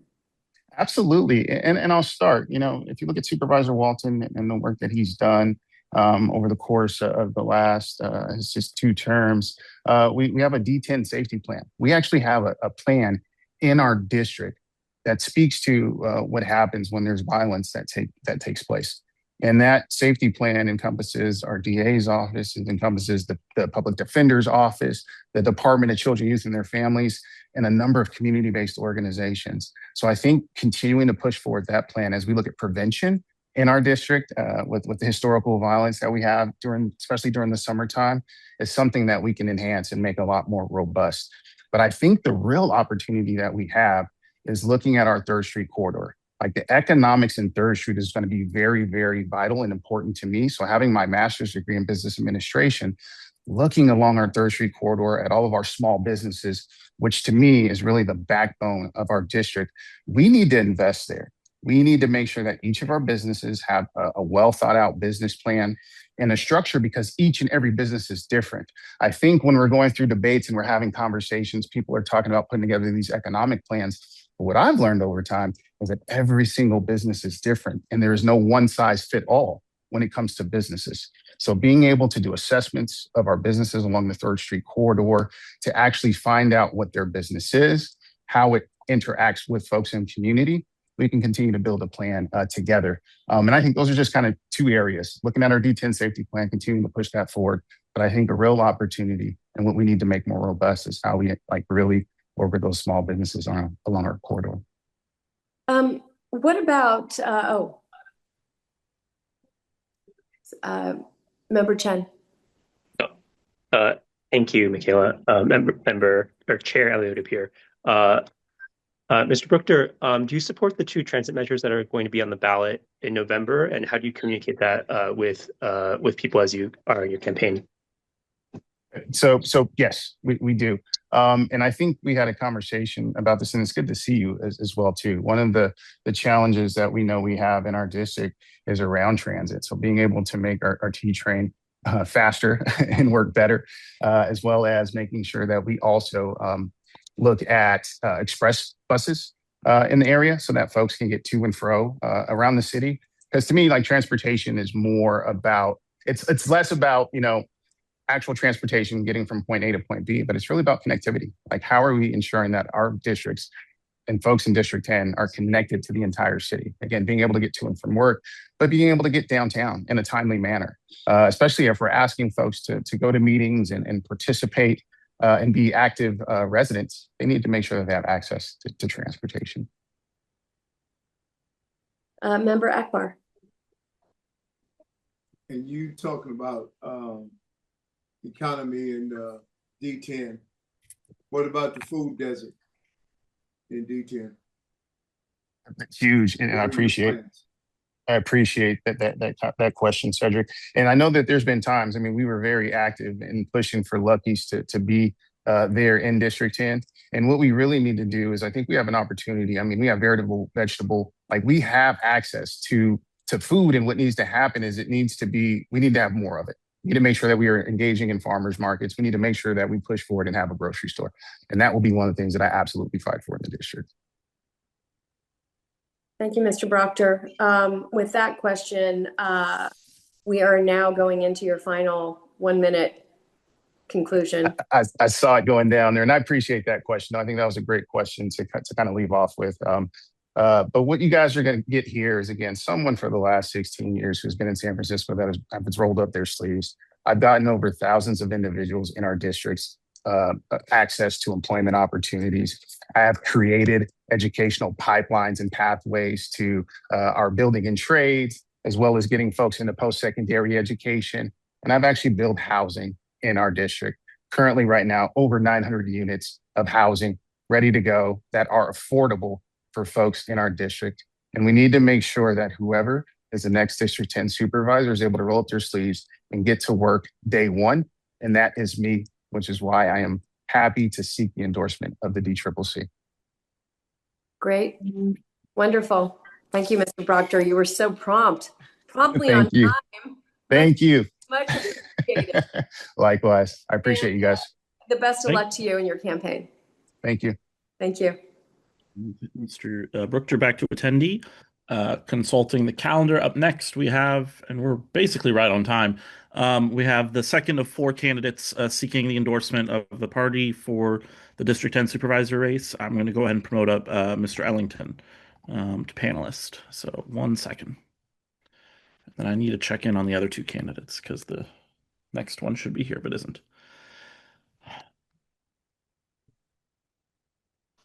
Mr. Ellington. Hello. Hello. It worked. Yes. I was a little nervous there. Welcome. Let me clear off Welcome. Wait, where are you? There you go. There we go. So welcome to the DCCC. I am your chair, Michaela Alioto-Pierre, and you will have a 10-minute interview. The first minute will be an introduction, then followed by 8 minutes of Q&A, and then a 1-minute conclusion. So with that, the floor is yours, my friend. Welcome. Amazing, and thank you for the time this evening. My name is Theo Ellington. I'm a San Francisco native, raising 3 boys here in the city, along with my wife, who's a registered nurse at UCSF. I'm running for supervisor to make sure our neighborhood receives the same energy, investment, and resources as the rest of San Francisco. My journey to public service began in middle school, actually, when my cousin was shot and killed here in Bayview. I knew then, just as I know now, that the conditions we are living in are not normal compared to the rest of San Francisco. And since then, I've dedicated my life to making a difference in the city that made me. As commissioner, I led the creation of over 1,000 affordable housing units and restored $50 million in community benefits. At the Salvation Army, I led the COVID-19 efforts and doubled our impact on homeless services. As the first director of public affairs for the Golden State Warriors, I led the effort to bring 3,000 good-paying jobs here. And today, I am leading a cultural renaissance at the Ruth Williams Bayview Opera House as its executive director. I'm ready to lead in this moment and fight for the neighborhoods that we deserve. Great. I love talking about that opera house. You got to come and see it. It is the last 2 years it's a real venue now. So it feels well, yes. it was beautiful before. So I look forward to a revisit. Yes, please. Okay, so with that, so Supervisor Walton is on his way out. He has he's been there for 2 full terms, and so that leaves both an opportunity for new blood and for new thoughts. If you are lucky enough to win your race, what are some of the things that you think are the most important things and the biggest issues facing your community, and what do you want to do? Like what are your priorities? Yeah, I'll talk about just the top 3 priorities of this campaign. We've been talking about this throughout the campaign trail, and obviously we'll continue to implement. We first need a community and economic development plan. Right now, everything south of Cesar Chavez Street, so everything that does not include the Eastern Neighborhoods Plan, it's kind of like the Wild Wild East. Yeah. Bunch of stuff just happens. And so I am ready for a plan that aligns our housing goals with our transit goals and our industry goals. And so that means we have no clue how many units we want to build. We have no clue what jobs we want to attract to our area. And so we literally now go parcel of land by parcel of land trying to legislate and make land use decisions. There is a Walgreens that shuttered in our neighborhood. And the debate now is, do we move an AutoZone into that location? And so across the street from there, empty lot. On the opposite side of the street, empty lot. And so I don't want to have to, we'll burn ourselves out if we do that. It's not efficient. So a full community and economic development plan. Fillmore is going through that now. The mission has a plan, like it has proven to work, and our outcomes will be better because of it. Great. Yeah, as a member of the board, I created the city's first economic plan. So you speak right to my mind and my heart. Yes. Member Beaulieu has a question, and this will be his very first question as a new member of the DCCC. So welcome, Patrick, and in your own right? Not quite. You guys still have to ratify me. I'm still speaking as Fiona Miles proxy. But I'm getting myself ahead. Go ahead, Patrick. But Theo, I did want to ask you about your experience with the PDR1 space and what do you think that space can do to serve as a model for bringing manufacturing jobs back to the city as a whole, but specifically back to District 10. Yeah. I mean, community economic development plan, that falls right under that. You look at our district, we have the highest concentration of PDR in industrial space. We have the highest unemployment rate. And so there is a perfect match to ensure that we take advantage of the existing land use rules. And so I think we need a wholesale update of our PDR, just modernizing what that sort of means and what that looks like for the new economy.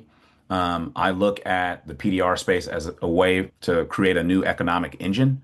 I always say, like, the city is not going to start paying attention to us until we put some more money into the general fund.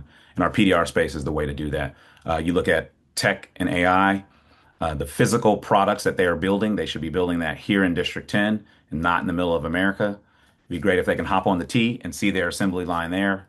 And then we're also seeing a lot of contract manufacturing on the rise as well. And so these are good paying jobs. These are the jobs of today. And so we've got to prepare the workforce. There's a talent gap, but not a shortage of workers. I have people hit me up every day for jobs. And so this is prime, and this neighborhood is ready for something like that. Great. Member Chan. Michael? Why don't we go on to Member Akbar? Theo, I just wanted to know what sets you apart from the other D10 candidates, and why should voters choose you over them? Good question, Cedric. I am ready to lead in this moment. If you look at my body of work, I've dedicated myself to this district and this city at a very young age. I did not just wake up and decide to do this. This is my calling. I'm raising my family here. Like, these issues are real for me. I ran in 2018. I came up short. I didn't give up. I decided to stay on the front lines and stay in front of people who live, work, and love this neighborhood. And that's what I want to continue to do. I talked about my work as commissioner. I was like 22 years old when I jumped on the Redevelopment Successor Agency, and I was in college, stacks of notebooks of documents, and jumped in deep because my neighborhood needed it. And similar to today, our neighborhood needs a leader who is a willing collaborator. Our neighborhood needs a leader that will offer collaboration and not intimidation or fear. And our neighborhood needs a leader with skin in the game. Like, my wife works here, I work here, my kids go to school here. So this run is really, really personal to me. And I understand the responsibility of this seat. Thank you. Designee Farah. Yeah, Theo, thank you so much for being here. This is a little bit different than the question you were answering at first, but District 10 has long carried a disproportionate environmental burden. What specific actions would you take to improve air quality, public health, and environmental outcomes for District 10 residents? Well, the first thing you need to do is not be afraid to stand up to environmental polluters. And that's exactly what I did when Tetra Tech and Lennar decided to falsify soil samples. And so I take this very, very seriously because I was one of the residents who bought a home in this neighborhood and we were duped. And so while other folks who come present to this body were taking money from the developers and companies that polluted the shipyard, I led a coalition to stand up against that. And so I want folks to know that under my watch, this will not be okay. You cannot come to District 10, you cannot come to Bayview, you cannot come to any of our communities unless you are going to be a good corporate partner or a good partner in general, and take care of our people and take care of the environment. That's clean parks, that's investing in transportation, that's making sure we're not building on toxic land. Um, I've fought for this. This has been an 8-year sort of legal battle, but something that I have been watching very, very closely. Great, thank you. Member Chen. Great. Thank you, Chair. Mr. Ellington, do you support the 2 transit measures that will be on the November ballot? And how do you go about talking to that as you campaign? Yeah, I do support both measures. And, we have to be very, very sensitive when we come to this topic because a lot of the talking points around supporting the measures, folks are talking about the baseline. We want to restore the baseline for Muni. We want to get Muni back on track, et cetera. In a lot of ways, Muni has not worked for this neighborhood or this side of town. And so we have to work in community and work together to figure out how we rebuild the trust. And so a lot of my conversations are around rebuilding trust. And then a lot of my conversations right now are also about a bridge that they are getting ready to shut down. They're getting ready to shut down a bridge between Dogpatch and Bayview for 2 to 3 years, and it is going to disconnect this neighborhood from the rest of San Francisco. So a lot of this is yes to these measures and getting our priorities aligned because we have to collectively speak not only to bodies like this, but to the city about a lot of our unmet transportation needs. Great. Thank you, Mr. Ellington. So with that, you've got a quick minute. I will take the quick minute and thank you all again for having me this evening. I'm not running to be something. I'm running to do something. I literally do not want to be sitting in the same seat, in person or on Zoom, talking about these same issues 10 years from now. Michaela, you probably remember this from your days on the board. We're talking about the exact same issues here in District 10. What keeps me hopeful, though, is that all of the solutions are here within the district. We talk about housing. Yes, we have the highest concentration of public housing, but we have 20,000 new units of waterfront development projects that are on the horizon. Yes, we have the highest unemployment rate, but we have the highest concentration of PDR and industrial spaces that, if we bring back manufacturing, can create the jobs that we need. Our health outcomes, negative health outcomes, highest asthma rates, highest obesity rates, et cetera. We have the greatest health research institution in UCSF in our neighborhood. Food desert, we have the wholesale produce market. And so these are the things that I will fight for and the connections that I'll make as supervisor. Again, I am ready to lead in this moment and would be honored to have the support of the Democratic Party. Great. Thank you, Theo. Just for the record, we're talking about the same things in some of these endorsement meetings that I spoke about 15 years ago. So yes, the good thing to kind of keep your focus on is actual change. Absolutely right. But thank you very much for being with us today. Perfect. Thank you, everybody. Nice to have you. Mr. Ellington, back to attendee. Up next, we have the third of 4 candidates that have applied for consideration, Mr. J.R. Epler. I'm going to go ahead and promote him to panelist now.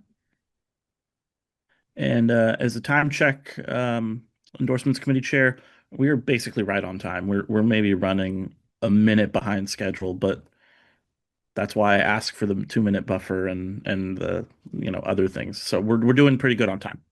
You're good. Thanks, Bobak. Mr. Epler, welcome. Hi, everyone. How are you? Hello, Mr. Epler. Welcome to the DCCC. I'm your chair, Michaela Alioto-Peer. You will have 10 minutes. The first minute will be an opening, 8 minutes of Q&A, followed by a 10-minute close. So with that, the floor is yours. Okay. Thank you all so much, and thank you so much for having me. My name is J.R. Epler, and I'm running to be District 10 Supervisor. My wife and I moved to the district about 15 years ago, and we quickly discovered that it was a district where our neighbors were working tirelessly to improve their communities. But what they weren't getting was the support of city government. They needed a city government that would either lead, help, or get out of the way, and too often that wasn't happening. I decided to help, so I rolled up my sleeves and got involved in the local Democratic Club, became president of the neighborhood association, got involved in the Merchants Association, and for more than a decade, I've been leading the charge to deliver the resources that our district needs in order to become more complete, more vibrant, and more connected. We'll get into that a little bit more, but I want you to know is that after 4 years of being in office, if I'm elected, I want to see a district that's more livable, more walkable, safer communities, one that's more affordable, one with a thriving merchant corridor in every neighborhood, and one where every single person feels heard and valued at City Hall. Thank you. Great. Supervisor Walton has been there for 8 years, and so you are running in an open seat. I'm just curious, what are some of the things that you think that he has done really, really well that you'd like to pick up and continue? And what are some things that you think you'd like to do on your own that you believe to be important to the district? From a real issue basis, what would you like to actually see accomplished? Maybe your top 3. Sure. No, I appreciate that. I think the supervisor's done a very good job of listening to community. He lets community guide him in the direction that he chooses. When there's an issue at city government, he reaches out and listens to community and tries to move in the direction that they want to go. What I would like to do is work on firming up some of the infrastructure throughout the district. Some of that infrastructure is physical. I would focus on our unaccepted streets. We have 35 miles of streets in this district that are not maintained by the city. They're rough, they're hard to drive on, they damage cars, they get trashed without DPW coming out and cleaning up those roadways. It's a major issue, and it's something that other districts don't have. So I would work to get the remediation of those roads into the city's capital budget. It's only fair that this district has the same quality of streets as the streets in other districts. I would focus on our transportation infrastructure. We have this wonderful T-line that stops at every stoplight along the way it feels, and it takes far too long to get from Sunnydale to Chinatown. That's something that we have the technology to remediate. The SFMTA just needs to be pushed into implementing this signal priority along the entirety of the T. And then I look at how we can better connect our neighborhoods throughout the district. Right now, we have an industrial moat that stretches between 23rd Street and Gerald, for example, into Bayview. And right along the T that runs straight through there, we have an opportunity to look at mixed-use housing in order to build housing at a variety of income levels that can help provide more foot traffic to our merchant corridors and can help connect the neighborhoods in a way that they haven't been connected before. These are a couple of the ideas that I have right now. And what are some of the things that you think that Supervisor Walton has done well? Oh, I mean, like I said, he's been very good at listening to community. For example, we had a push for a protected bike lane along 17th Street in Petro Hill, and the community went out. I went out and worked hard with the residents and merchants along that corridor to devise a plan that would be least impactful from a parking standpoint, but provide a real strong resource for the increasing number of cyclists that we have from the Mission District towards the waterfront. And Supervisor Walton, who is not a bicyclist, hasn't been a leader, one may say, in bicycle infrastructure, listened to community, came out, attended events, and became a supporter of that project because he understood that the community had that need. And so I really think that his ability to go out and listen to what community wants and work with them to provide that has been a strength of his. Great. Member Akbar. Good afternoon, Mr. Epler. This is more me like commenting, but the T-train doesn't work well for the people of D10, but it works well when they're going to the Chase Center or it's a Giants game. It worked very well. And then they only stop at certain points, but it doesn't go all the way through. So if it can work then, it can also work for individuals in the D10. But what I wanted to talk about, and it's along those lines, about the racial equity in Bayview, because Bayview now is a community made of lots of different cultures. And I just wanted to know what were your plans are to be able to keep the community together as one instead of having a lot of division. Yeah, I think that's really important. I see that not just within Bayview, but I feel that the neighborhoods of District 10 have often been pitted against each other. Bayview versus Visitation Valley versus Potrero Hill versus Dogpatch. And so I think that that's a big issue throughout the district. One thing that I think is important is working on the stabilization of housing and making sure that people have the ability to stay within the district if that's what they want to do. And that means providing grants for folks that own their homes to help modernize their homes if they don't have the resources to do it. It means providing housing at a variety of income levels, from market rate to workforce housing to housing that's further below market rate, providing opportunities for people to stay. I've been working with the merchants along 3rd Street to help devise a plan to revitalize the corridor, to provide more of a thematic experience, working with the Arts and Cultural District in order to provide an environment that helps support the community that's there and helps make them continue to feel welcome in this place that they've called home for a long time. But you're absolutely right about the T and how it works. And along 3rd Street in Bayview, it's not just the timing, but it's also the condition of the muni platforms, how they're maintained, how clean they are, the experience that people have coming into Bayview. And that's something that has to be fixed as well as part of this process of making the transit line work better.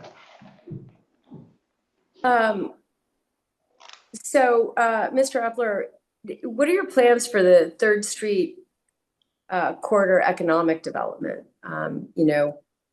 It's lagged despite light rail investment. And so what would you do to regenerate? Sure. Well, the first thing is, corridors work well where you have density of people to use them. And so part of my idea about bridging those moats between neighborhoods is getting more people who have the ability to access that corridor because they live on the corridor. And so that's more customer base that's available there. Second, making the experience of traveling to Bayview easier. Right now, you really, it feels like you need a car to get there. It's tough.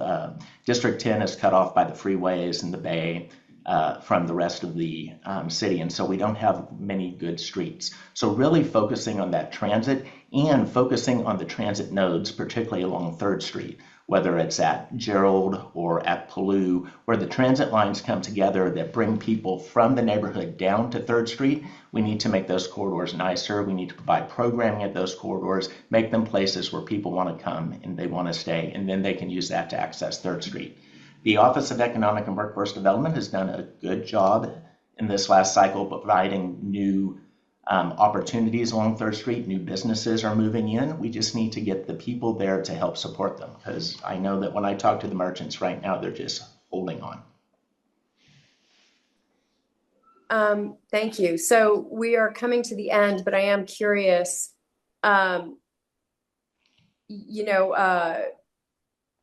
where do you stand on the pace and oversight of the Hunters Point shipyard cleanup? The pace has been painfully slow, and part of that is because of bad deeds by prior contractors and the need for the community to redevelop trust that things are being cleaned up appropriately. I would like the Navy to move faster through the remediation process. One thing that I feel is important is that the results of testing need to be made public as quickly as possible. We know that in some pollution cases, such as dust pollution, that can be almost real time. We know that with radioactivity, it takes a little bit longer because of the way the measurements are made. But the public needs to be trusted with information as soon as it can come out so that they know that nothing's being hidden from them. And then as we show that things have been cleaned up, it's time to start putting those parcels to the productive uses that they've been planned for. Great. Thank you so much, Mr. Epler. So we're going a little over. So if you could quickly wrap up in about 30 seconds, that would be greatly appreciated. Sure, absolutely. So my work in the district has been to ensure that promises are kept and to deliver the resources that we need for a more complete, vibrant, connected district. I've worked and delivered funding for better transit service. I've worked on creating new transit lines. I've helped neighbors build a community center in a neighborhood that's rapidly growing where none has existed. And I've served on the Board of Appeals where I've made sure that government's followed through on its own goals and ensured that it stayed responsive to its citizens. That's the sort of work that I want to continue doing as a supervisor, making sure that the people of the community have the resources that they need to thrive. Great. Thank you so much, Mr. Epler, for being with us today. Well, And thank you all so much. I really appreciate the opportunity to be here. I wish you the best of luck in your campaign. Thank you. Thank you. Bye. Bye. I'm going to go with Mr. Epler back to attendee. Our fourth and final candidate under consideration that applied is Mr. Sean Richard. I'm going to go ahead and promote him to panelists now.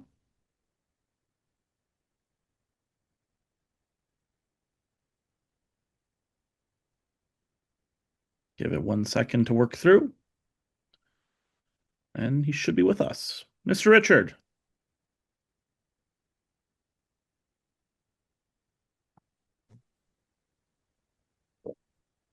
There we go.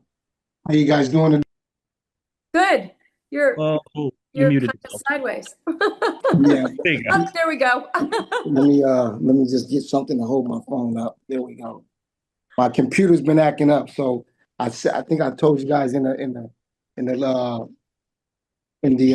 group text when I was We've all been there. yeah, so I apologize for that. No worries at all. Welcome to the DCCC. I am your chair, Michaela Alioto-Pierre. So I'll be running our meeting today. So we've got 10 minutes. The first minute will be a quick introduction from you on why you're running. The next 8 minutes will be a conversation of sorts through Q&A. And then the final minute will be a conclusion, a wrap up. Ready. With that, my friend, the floor is yours.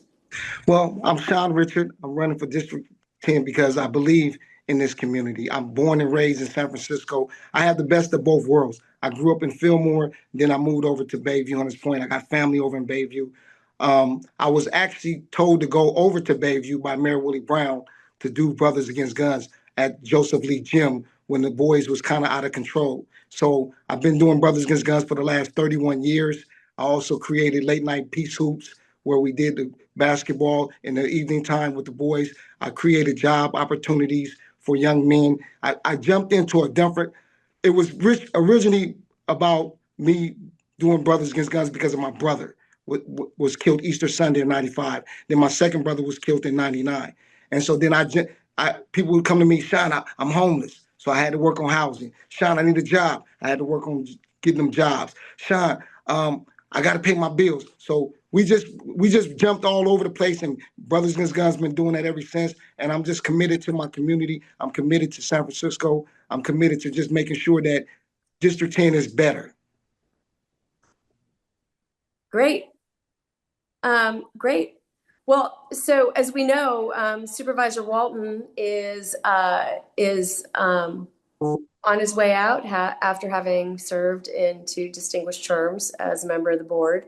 And I'm just curious if you can comment on, some of the things that he has done that you've really liked, that you would continue doing as supervisor, and other things that would be more of your priority, the different things that you want to do and what you'd like to see changed within District 10 and within San Francisco. Well, some of the things that I'm really happy with Supervisor Walton is that he helped small businesses. He went and helped a few businesses that I personally frequently visit stay open, stay afloat. He showed them how to get some funding, how to actually do the paperwork and cut through the red tape, and able to honestly just kind of be on a level to where they can function after that.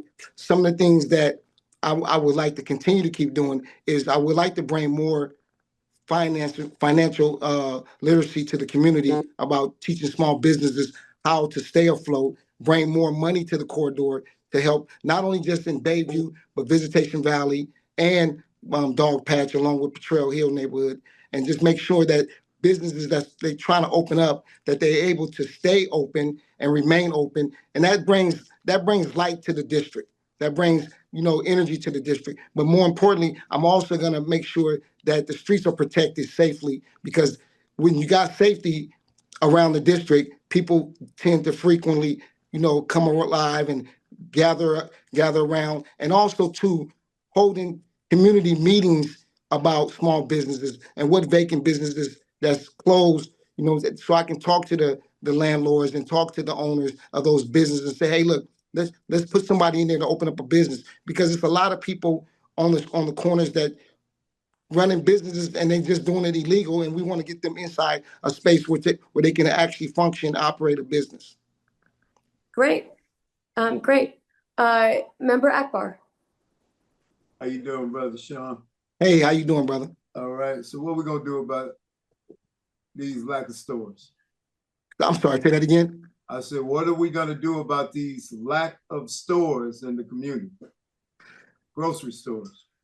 I'm working with Millard Larkin. He's trying to open up a grocery store in Double Rock. So I've been working with him about trying to, put that together. We actually having a meeting this evening to talk about some things that he's doing over in Double Rock. I don't think that Food Co. should be the only grocery store in the community, because it's not to me, it's just like a warehouse where folks are just, food is just brought there and people going grocery shopping. We need to open up pharmacies. We got seniors that have to go away to Mission Street to get their medication. We also need to open up, grocery stores to where seniors can have access to. So right now, I think that it's time to sit down with the community and really put together a policy and a plan that fits the whole entire district, where everybody can share the same lights of making sure that we put grocery stores in our district. Yeah. I've been asking the other candidates a little bit about the shipyard and the pace and oversight of the cleanup there. I'm just curious your thoughts on that. My thoughts is that, and I've been doing a little research with the CAC, that we really need to get a real internal audit on what's going on with the shipyard. Do a thorough investigation. We need to make sure that the shipyard stop dragging their feet and stop playing around. I lost a friend that worked on the shipyard, and he passed away because of the toxins that was going on at the shipyard. It's time that we, as a community, stop letting the Navy play with us, play games with us, and drag their feet. It's time that we do a full, thorough investigation and audit to make sure that they get on top of what they need to get on top of, and we pressure them, and we follow through with them, and make sure they follow through with us. Yeah, I think you're right. What's your position on further residential development on the shipyard site, given the ongoing contamination concerns?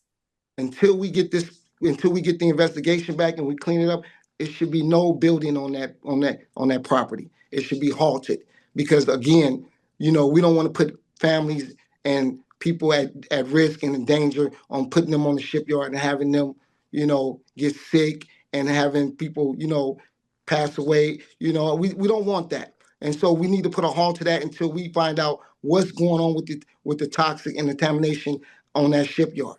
We have to make sure, and I keep telling everybody this, we have to make sure that we hold the Navy accountable, and we hold them to what they say they're going to do, and make sure they do it. District 10's been suffering with that project out there for a long time, and we steadily keep building and playing around. Yeah, for a long time. Yes. Yeah. Bayview Hunters Point's seen some major projects. How do we balance new development against displacement of longtime residents? We have to build affordable housing for residents and bring them back. We got to let young folks know that they can buy a home in San Francisco.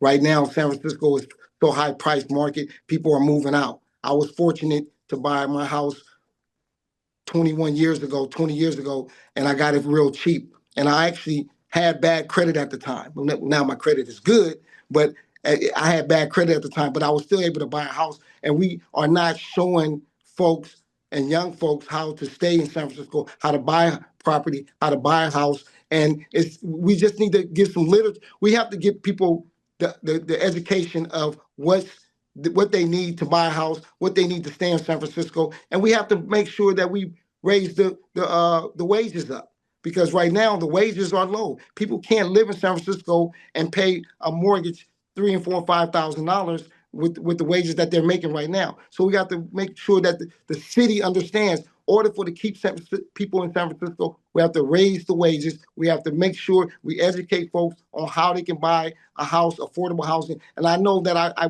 talked to some folks that's building the candlestick. And the first phase is that they are actually going to make the first 100 houses affordable.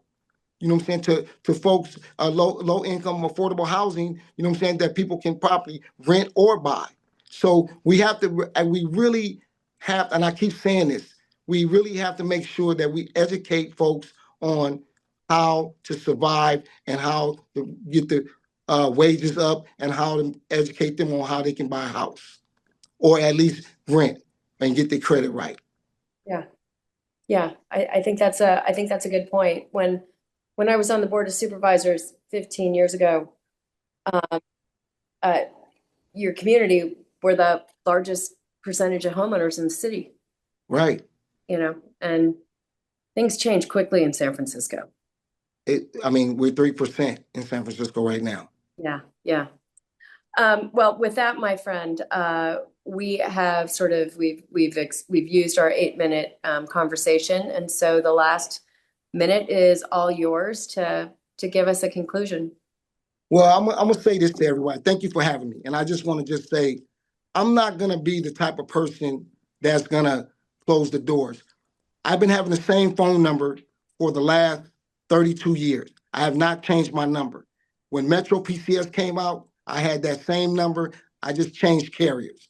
Same number. I'm not running from nobody. I think that I'm going to be the supervisor. When it's time to clap for me, I'm going to be there. When it's time to yell at me, I'm going to be there. I'm not going to run. I'm going to be somebody that's going to stand up and fight for District 10. I'm not going to back down. I'm not going to run away. I'm not going to hide. And I'm not going to go, you know what I'm saying, oh, I don't want to deal with that person. That's part of being transparent about everything that's going on. I plan on having community meetings every month, my whole 4 years in office. I know that's probably crazy. No, that's something that I told other supervisors they need to do. I plan on doing that. I plan on opening up a satellite office in my district. How I'm going to do it, I don't know yet, but I'm going to do it.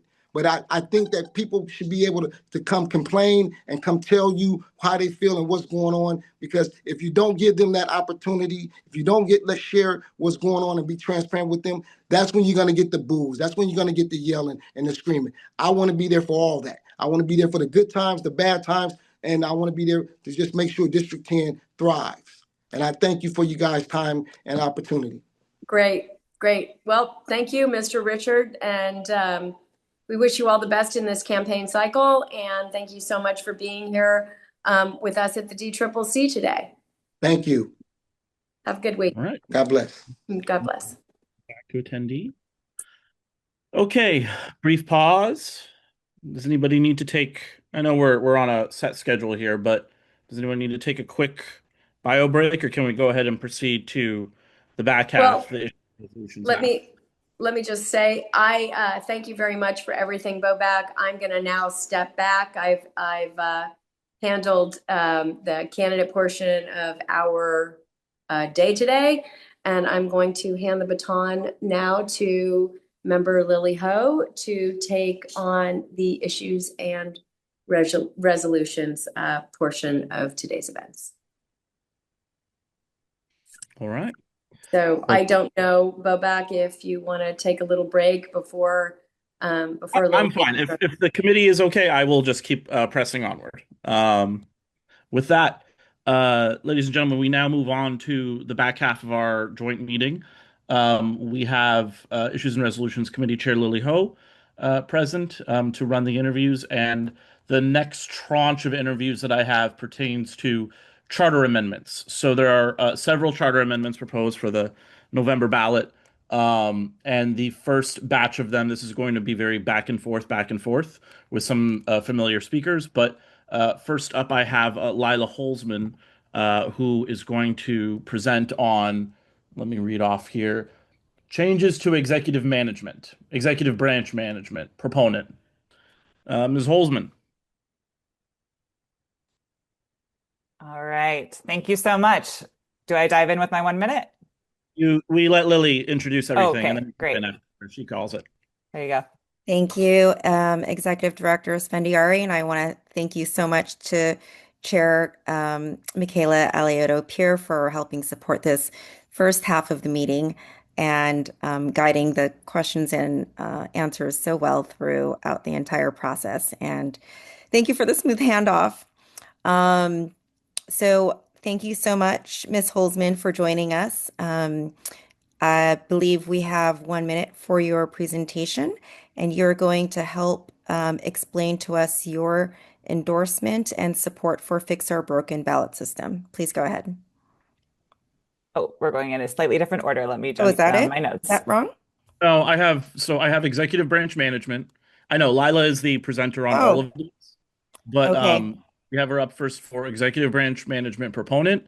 Then we will hear the opponent of that same measure, and then we'll come Okay. back to Lila Right. for the other two. I see. I'm looking at a spreadsheet and looking at line number 2. And I suppose I should be looking at. Go to the interview schedule. Okay. Oh, you're good. So Anyway, sheets. Okay. Proponent for changes to executive branch management. I believe I'm on the right worksheet now.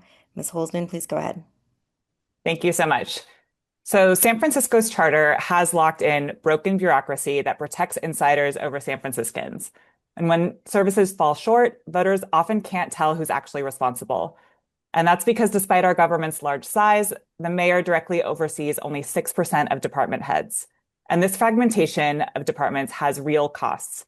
They operate under their own rules, give conflicting guidance, and slow down basic city functions like permitting, wasting both time and taxpayer money. This measure restores clear lines of accountability. It allows the mayor to hire and remove department heads that most voters assume the mayor can already do, and to reorganize departments, subject to rejection by the board. And importantly, it preserves the independence of all watchdog entities like the Ethics Commission and the Department of Elections.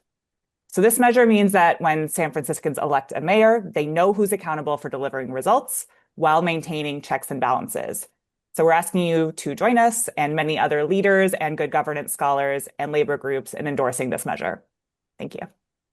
Thank you, Ms. Holzman. My question is this: can you give us a real-world example of why we need this proposal? And can you give us an example of what would have been a before situation and an after situation? Sure. And I recognize that this measure does a few things. So there are a few different flavors of examples that we could discuss here. So for instance, just since I've been involved in this campaign, I think I've heard a lot of pain points around permitting and dealing with Department of Building inspections and getting conflicting guidance for those that are trying to build pretty much anything in the city, and having to go through different processes with the planning department versus DBI and all of the kind of paperwork and bureaucracy that comes from that. So this would really just enable the mayor to kind of create a structure that works for everyone and that cuts down on redundancy and still has a lot of the same functions, but just in a way that is more intelligible for anyone trying to navigate the process instead of just insiders. So that's kind of the reorganization example. There's also examples of folks that had been involved in scandals or corruption and were not easily removed because of how difficult it is to show cause, go through all the proper hearings and all of the kind of elongated process there. So this really just kind of makes it so that a mayor can actually govern and be accountable as an elected official himself, where other folks throughout our city government currently are not accountable and not elected. Okay, thank you. What would you say to somebody who says that the mayor already has too much power? When you look at other cities across our state and across our country, I think we have examples that show that our mayor has less power than many others. I think a lot of folks look, especially these days, to New York and Mamdani, who was able to go into his role and bring folks into department leadership positions that he wanted to have in those positions. And San Francisco, you're not allowed to do that. That's not a possibility. So I think this is really about accountability and clarifying who's in charge. And a lot of our current processes are not. We have folks in charge that are not elected and not accountable. So that's really what the focus is. This measure still maintains checks and balances to some extent. So the board has the ability to reject reorganization proposed by the mayor. Certain entities, as I mentioned, the Ethics Commission, et cetera, are completely left independent throughout all of this. Thank you. Sure. I'd like to open up questions for Ms. Holzman to anybody else on the committee. There's currently nobody who's added themselves to the stack, Chair Ho. Okay.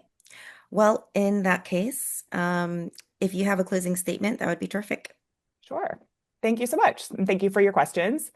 So at its core, this measure is about a simple idea. When San Franciscans elect a mayor, they should be able to hold that mayor accountable for how the city runs. So with the mayor directly overseeing just 6% of department heads, that accountability is diffused across a bureaucracy that often protects itself more than it serves the public. So while maintaining appropriate checks and balances, this measure ensures that SF's executive branch finally functions as one, so that when something isn't working, permitting delays, conflicting guidance, or unclear ownership of problems, voters will know exactly who to hold responsible, and that person will actually have the tools to fix it. So good government isn't about more layers, it's about clear lines. So we respectfully ask for your endorsement to make city government more accountable. Thank you so much. Thank you so much, Ms. Holzman. Okay. I'm going to go ahead and I guess we're wrapped a little early. I'm going to go ahead and this is going to be a little disorienting, but I'm going to promote you down, Ms. Holzman. We're going to promote up the opponent, and then we're going to repeat that again for the second charter amendment, which you two are the same advocates for as well. So I'm going to change you back to attendee. And then I'm going to move us along and reset the clocks and promote up Kristen Evans, who is our representative for the opposition argument to this measure, specifically the changes to executive branch management measure. All right. Kristen, you with us? I am. Thank you. Terrific. Nice to see you, Ms. Evans. Welcome. We'll start with 1 minute of an introduction from you as the opponent for changes to executive branch management, and then we'll take Q&A, and then you'll have another minute for a closing statement. Please go ahead. Sounds great. Thank you. The Clean Up City Hall campaign has spent over $3 million to put 3 charter measures on the ballot favoring the mayor and wealthy corporate interests. These measures were never heard by the board. 5 of the 11 board supervisors have declined to endorse them. They had no public scrutiny and have had no cost analysis. And these are not consensus measures. Specifically, the executive branch measure gives the mayor more powers by removing essential checks and balances from the Board of Supervisors and the oversight commissions that provide those today. You may like this mayor, but you may not like the next one. And concentrating so much power in the hands of one person can lead to disastrous effects that parallel what we've seen in Washington, D.C. I'm happy to answer your questions. Terrific. Ms. Evans, can you give us an example of what you think keeping the status quo why keeping the status quo may be positive and preferable to the opponents of this measure? I'm not advocating for keeping the status quo. What I think is that this particular package of measures go too far. While it incorporates several of the SPUR recommendations that were put in their report in 2024, it goes well beyond them. One of SPUR's recommendations was to create the Office of Legislative Analyst to support the board in its role. This proposal was conspicuously left out of a campaign favoring the executive branch beyond what SPUR envisioned. So specifically, I would just say that a good governance practice is to look at ways that we can incorporate democracy, appropriate checks and balances between our branches of government. And the example of them actually taking this process and putting it into the hands of voters directly without consulting the board, without improving the legislation, really does a disservice to San Franciscans, probably will favor wealthy interests over everyday San Franciscans. And as a result, it's a bad package of legislation that we should really still consider charter reform. It just should be done right. Thank you. What would you say to somebody who is looking for more accountability at City Hall, who has been lost in the bureaucracy and believes that there is very little accountability for the problems that they're facing, which they feel that City Hall is the only place for a solution for them? Yeah, no, I think that's what this mayor has argued is that, he's got our interests in mind and he wants to act accordingly. He wants to move quickly. There are trade-offs with moving quickly, right? So I don't think the idea of him having the ability to hire or fire department heads is as controversial. I think what is controversial is the way that the way that this particular measure is written in the executive branch one is that allows him to do that without the board having a voice, without there having a requirement of a public hearing for the voters to have a voice. Um, Would you agree that going straight to the voters is the way of giving the voters a voice? So the voters, obviously, I've talked already a lot of voters about these charter amendments. They're very dense. Just let's be honest. Most voters aren't going to get past the headlines of what charter reform can mean for them. There are a lot of technicalities in here. And in speaking with the good governance experts and talking with people at SPUR that worked on these initial charter reform recommendations, let's just be clear that these three measures were intentionally written without a process for there to be consensus around what good governance is with checks and balances. And it puts forward a set of solutions that there is no consensus behind in order to favor very wealthy interests. In order to make changes to this, again, the voters would have to spend similarly over $3 million in order to make changes. And so I think, just to be clear, we should trust the voters. We should ask voters to participate in the creation of good law, but we also have to recognize that good process also leads to better legislation that we can all get behind. Thank you, Ms. Evans. I'm going to turn the Q&A over to the committee. Do we have any questions in the queue? As of right now, I have no hands raised in the stack. Anyone else? Okay. With that, Ms. Evans, please give your closing statement. Thank you. So as we discussed, checks and balances are essential to good governance. By ensuring legislation is vetted, city services are performing, and taxpayer dollars are well spent, a good system of checks and balances increases the people's confidence and trust in city government. A vote to support this measure condones the winner-take-all billionaire-backed political process that tramples on the democratic participation of everyday San Franciscans, notably working class folks and minority groups with interests different from those occupying room 200. A vote to support this measure is a vote to support a campaign that spent more than $3 million to bypass the Board of Supervisors and would demonstrate that the DCCC is hopelessly corrupted by the city's wealthy who are put up these measures and are greedily placing their agenda above everyone else. Thank you. Thank you, Ms. Evans. Alrighty then. I'm going to go ahead and pause this clock. We're getting a little ahead of our calendar, but that's okay. And I'm going to reset this. I'm going to move you back into the attendee box temporarily for another 10 minutes, Ms. Evans. And I'm going to re-welcome Ms. Holzman, who, again, I know these three are being presented as a kind of package, but they are three different charter amendments.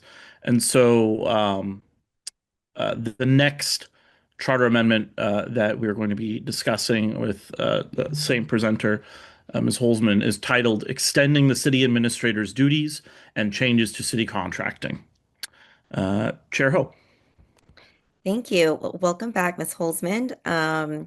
As a proponent speaking on behalf of extending city administrator duties, please go ahead. The floor is yours. Great, thank you. So SF's contracting system is slow, overly political, and expensive, costing taxpayers millions of dollars a year. The $1.7 million public toilet in Noe Valley came up repeatedly in the extensive process the mayor led to pursue charter reform, which included a diverse working group and months of work. This measure puts contracting decisions where expertise actually lies, with the city administrator, while keeping checks in place. So this will ensure routine purchasing decisions stop getting routed through political bottlenecks that add cost and delay without adding value. And also stop running through a system that creates openings for insider deals and corruption. So this increases centralization of technology and multi-department projects to cut redundancy, raises the contract size threshold requiring board approval to reflect inflation, and extends the city administrator's term to provide more stability and independence. So this is a common sense reform, faster projects, more consistency, better value for every tax dollar spent. Thank you. Thank you, Ms. Holzman. Why do you believe that we need to go to the voters to make these changes? Why does it need to be a charter amendment? Why can't City Hall just do their jobs and fix this inside so that the voters don't have to deal with the ins and outs? We just want a bathroom that doesn't cost $1.7 million and for you to do your jobs correctly. Right. So particularly with this amendment, what we have seen since the last time charter reform was really happened many decades ago, is that one at a time, the Board of Supervisors, while well-intentioned, created new rules around contracting and purchasing. And so each time there was a new rule, which could have been, something to dissuade purchasing from states that have laws that are against California values. Those are the kinds of things that, while well-intentioned, add up, and one layered on top of the other really make an operable business environment. And so in the process of kind of creating this measure, we heard a lot from, or I wasn't there, but I've heard a lot of small businesses, really kind of daunted by how much bureaucracy they would have to go through to get a contract with the city. And so that basically incentivizes the city to have to go to larger companies that have the bandwidth to wade through and jump through those hoops. So what this measure is proposing is to move the ability to create all of these new rules to just one entity who is not political, an independent, professionalized role, the city administrator. And why we are going to the voters with this is because this is something that the Mayor Lurie has campaigned on and prioritized from day one. And so as he's been in the office for the first year and a half, he really wanted to think through what are the roadblocks to achieving the mandate that voters gave him with, which is that the system is broken, it's not working for San Franciscans. How do we fix it? And this is something that came up as one of the core priorities, along with the other two measures in Clean Up City Hall package, and is something that the mayor just really wanted to make sure would get prioritized, get addressed, and go to voters to approve this. Thank you. Would you be able to give, in layman's speak, a real world example of how somebody, perhaps a contractor, that wants to work with the city would be able to accomplish if this were to be passed and what their situation would look like right now? Right. So it's a good question, and it is a wonky policy, so it is difficult to talk in layman's terms. So what I can say is right now, I'm trying to just quickly find the stat, but there's something like 39 programmatic waivers that have come through for various purchasing decisions in recent years. And the fact that we needed so many waivers really speaks to that the laws themselves are broken.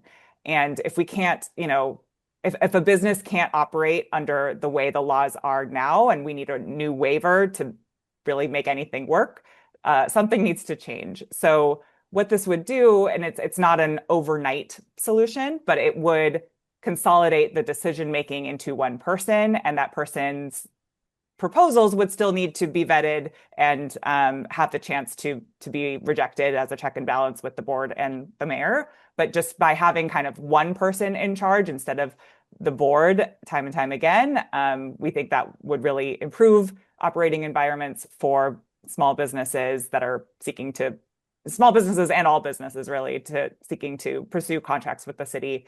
And that would help, reduce time and costs associated, which benefits really all San Franciscans. Okay. Thank you, Ms. Holzman. I see no questions in the stack again. So, Executive Director Expendiari. Oh, so actually, Ms. Holzman, the floor is yours for a closing statement. Sure. Thank you. Thank you for your questions. Just want to reiterate that the $1.7 million toilet isn't an isolated embarrassment. It's a result of a contracting system with too many layers of political sign-off, slowing down even the simplest projects, with taxpayers footing the bill. So this measure will let independent experts manage contract procurement, not politicians or insiders. That means projects can move faster and taxpayers get the best value for their money, while preventing the kind of political discretion that can breed corruption. So this measure gets politics out of procurement by shifting more contracting authority from the Board of Supervisors to the independent city administrator, while preserving appropriate checks and balances. It empowers the city administrator to propose and modernize purchasing laws and to set citywide standards so departments aren't operating under inconsistent rules. It's all subject to rejection by the mayor or board. So this is about efficiency and accountability. So we respectfully ask for your endorsement to modernize city contracting. Thank you. Thank you so much, Ms. Holzman. All right, I'm going to pause that. Hold on. We're going to do the swap again. I'm going to remove Ms. Holzman, and we're going to promote Ms. Evans back up into the box.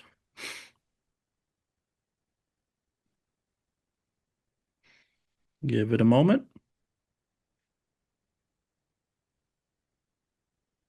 Welcome back, Ms. Evans. All right. Hello, welcome back, Ms. Evans. Thank you. The floor is yours Chair for an Hubble. opening statement. Yes, I was about to say. This was going. Let's remind you what we're talking about. Yeah. We have the same person speaking as the opponent argument to this second charter amendment. And I'll hand the floor off to you, Ms. Ho, or Chair Ho. Thank you. Hi, Ms. Evans. As the opponent for extending city administrator duties, the floor is yours for an opening statement. Thank you very much. To my knowledge, this measure is the least controversial of the three measures put onto the ballot by the Clean Up City Hall campaign. Yet it does have one particular element that is problematic, if you value transparency to city spending.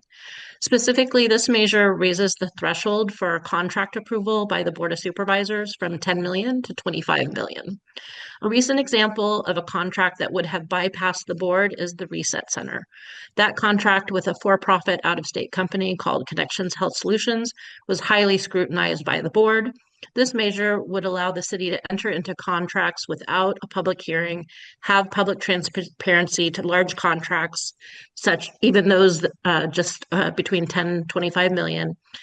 When we do that, we give the public greater trust that taxpayer dollars are being well spent and clearly have an opportunity to clearly define performance metrics, which will be collected and monitored. Voters value transparency and the scrutiny of checks and Ms. balances. The Evans, I'm knowledge. sorry, your 1 minute is up. Oh, no problem. All right, we'll go into Q&A and then you'll have another minute for a closing statement. Perhaps you can finish what you're going to say there. Not a problem. It was summarizing, but yes. Okay, very good. As the opponent, do you feel like our current system is appropriately run today? So I do think that there are opportunities for improvement. Again, not unhappy with all aspects of this legislation. Want to raise up the flags of things that would have been caught through a board process. As I was going to say, voters do value transparency and the scrutiny of checks and balances. And the knowledge that a contract will have a greater level of public scrutiny ensures that the city staff has crossed their T's and dotted their I's. The scheduling of a public hearing does take staff time, but it also ensures higher quality agreements are proposed, delivering greater value for every taxpayer dollar. Thank you, Ms. Evans. It sounds like what you're saying here is similar to what you were saying. Your argument is similar to what you were saying towards the changes to executive branch management. Am I correct that it didn't go through a public process before it was turned over to a ballot initiative for direct voter engagement? Is that right? Okay. Well, that's correct. Mm-hmm. Thank you. I'm just thinking back fairly recently. There have been several examples where propositions have been put onto the ballot without similar critiques that you're saying around finding agreement of language and nuances before being presented to voters. Have you been consistent in that message that there needed to be more voter engagement throughout, say, the SEIU's Prop D in June, or the transfer tax that was on the ballot? There was something in Prop C in 2018. Those were also not going through the processes that you are asking for. Mm-hmm. I don't think that every proposal needs to go through a public hearing process. Voters have the right to do a voter initiative. You're going to hear from someone else on the concerns regarding the third of the charter reform measures, which changes the path to the ballot. I am in support of voters having really strong access to the ballot.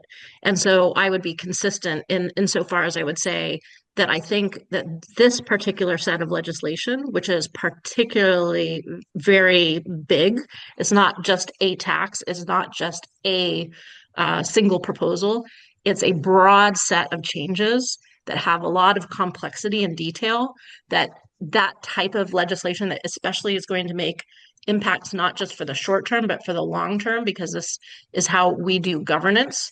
It has a very high threshold because it requires charter authority requires a higher level to reach the ballot. What I'm saying is that because there were some very wealthy interests that had a very clear agenda, they bypassed the public process of engaging in this, I think, again, higher standard for charter level governance measures that are very complex and that have a lot of detail. That would be why I would say that this type of legislation in particular should have gone through a public process.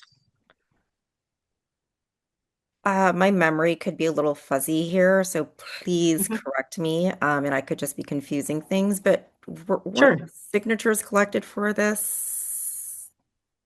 Were there signatures collected for this? That's correct. That is correct. Okay. So it's my understanding that Cleanup City Hall collected approximately 8% of registered voters to qualify these measures for the ballot. I'm actually not sure that they have been certified by the Department of Elections as qualified quite yet, but presumably they have collected sufficient signatures. Okay. Otherwise, this could be a moot point that we're discussing these at all. Right. So 8% of signatures were collected by voters to ask for these set of measures to be put on the ballot. All right. Thank you. Just wanted to make sure Yeah, and I'll say, people reported in engaging with the petition signature gatherers, right? And again, people were not reading through the pages and pages of legislation and looking at the details. They were being asked by a petition collector to, probably something very similar to what you heard Ms. Holzman talk about, which is improve contracting for small businesses to be able to sell the city services. It would have been a simple one-liner like that. So that's where a public process could have been helpful, where people could have looked at the language in these ballot measures and could have provided amendments through a legislative process at the Board of Supervisors to make the legislation better. Can you give an example of one change that you would like to have seen in this particular measure? Yeah, as I mentioned, I would like to see the threshold for um, uh, contracting for the contracts that require approval at the board to remain at 10 million and not increase to 25 million, because there are enough contracts between that 10 and $25 million range that I think the public has a strong public interest in having a hearing for. Thank you. I see that there are no questions in the queue for this. And so, Ms. Evans, the floor is yours for a closing statement. So in closing, everyone would like to see the city spend less through smart procurement processes. However, this measure will offer a big bag of potential results that are conflicting. So while there may be savings from negotiating 5 Microsoft contracts into one, there will also be looser spending on those contracts below the $25 million threshold. So I anticipate that there would be some loss of savings from raising that threshold. Ultimately, the public could have had input on this measure as well if it had gone through the board hearing process. But again, because a few billionaires decided to put it on the ballot by spending $3 million to collect signatures, the public was denied that opportunity to give their input. Therefore, I agree that the Democratic Party should oppose this measure and send a message that good governance charter reform shouldn't be done in the back room by a select few. Thank you. Thank you so much, Ms. Evans. And I'm done because the opponent for the next one is someone else. Okay. Well, we appreciate you being here nonetheless. I'm going to go ahead and promote you back down to attendee. You're welcome to stick around if you'd like to keep watching. And I'm going to promote up Ms. Holzman. We are a little ahead of schedule, so I'm going to recommend that after we hear the third charter amendment, so that's 1, 2, 3, and then we have 2 more charter amendments after that. But after we hear from the third, hold on, this didn't work. Let me do it again. Promote back up. Perfect. After we hear from the third charter amendment proponent and opponent, that we use some of this time savings to take a quick recess and bio break and reconvene so that we're back kind of on schedule with our original schedule. With that, the third charter amendment, Chair Ho, that you'll be hearing is titled Changes to Ballot Measure Process. At least that's the title that's on the Department of Elections website. So with that, the floor is yours, Chair Ho. Thank you. And welcome back, Ms. Holzman. As the proponent for changes to ballot measure process, there's no the here, changes to ballot measure process. The floor is yours for an opening statement. Thank you so much. Thanks. Good to be back. San Francisco has ballot overload. In 2024, voters were asked to decide 15 local ballot measures. And this isn't actually a sign of a healthy democracy. It's a system that's been designed to let insiders flood the ballot, often with poison pills meant to settle political fights rather than create good policy. San Francisco makes it surprisingly easy to put complicated measures on the ballot. This incentivizes politicians and special interests to crowd the ballot with poorly drafted, sometimes contradictory measures, leaving voters confused and burdened with deciding technical questions that deserved expert deliberation first. This measure better aligns SF with the rest of California while preserving voters' rights to participate in the process, importantly.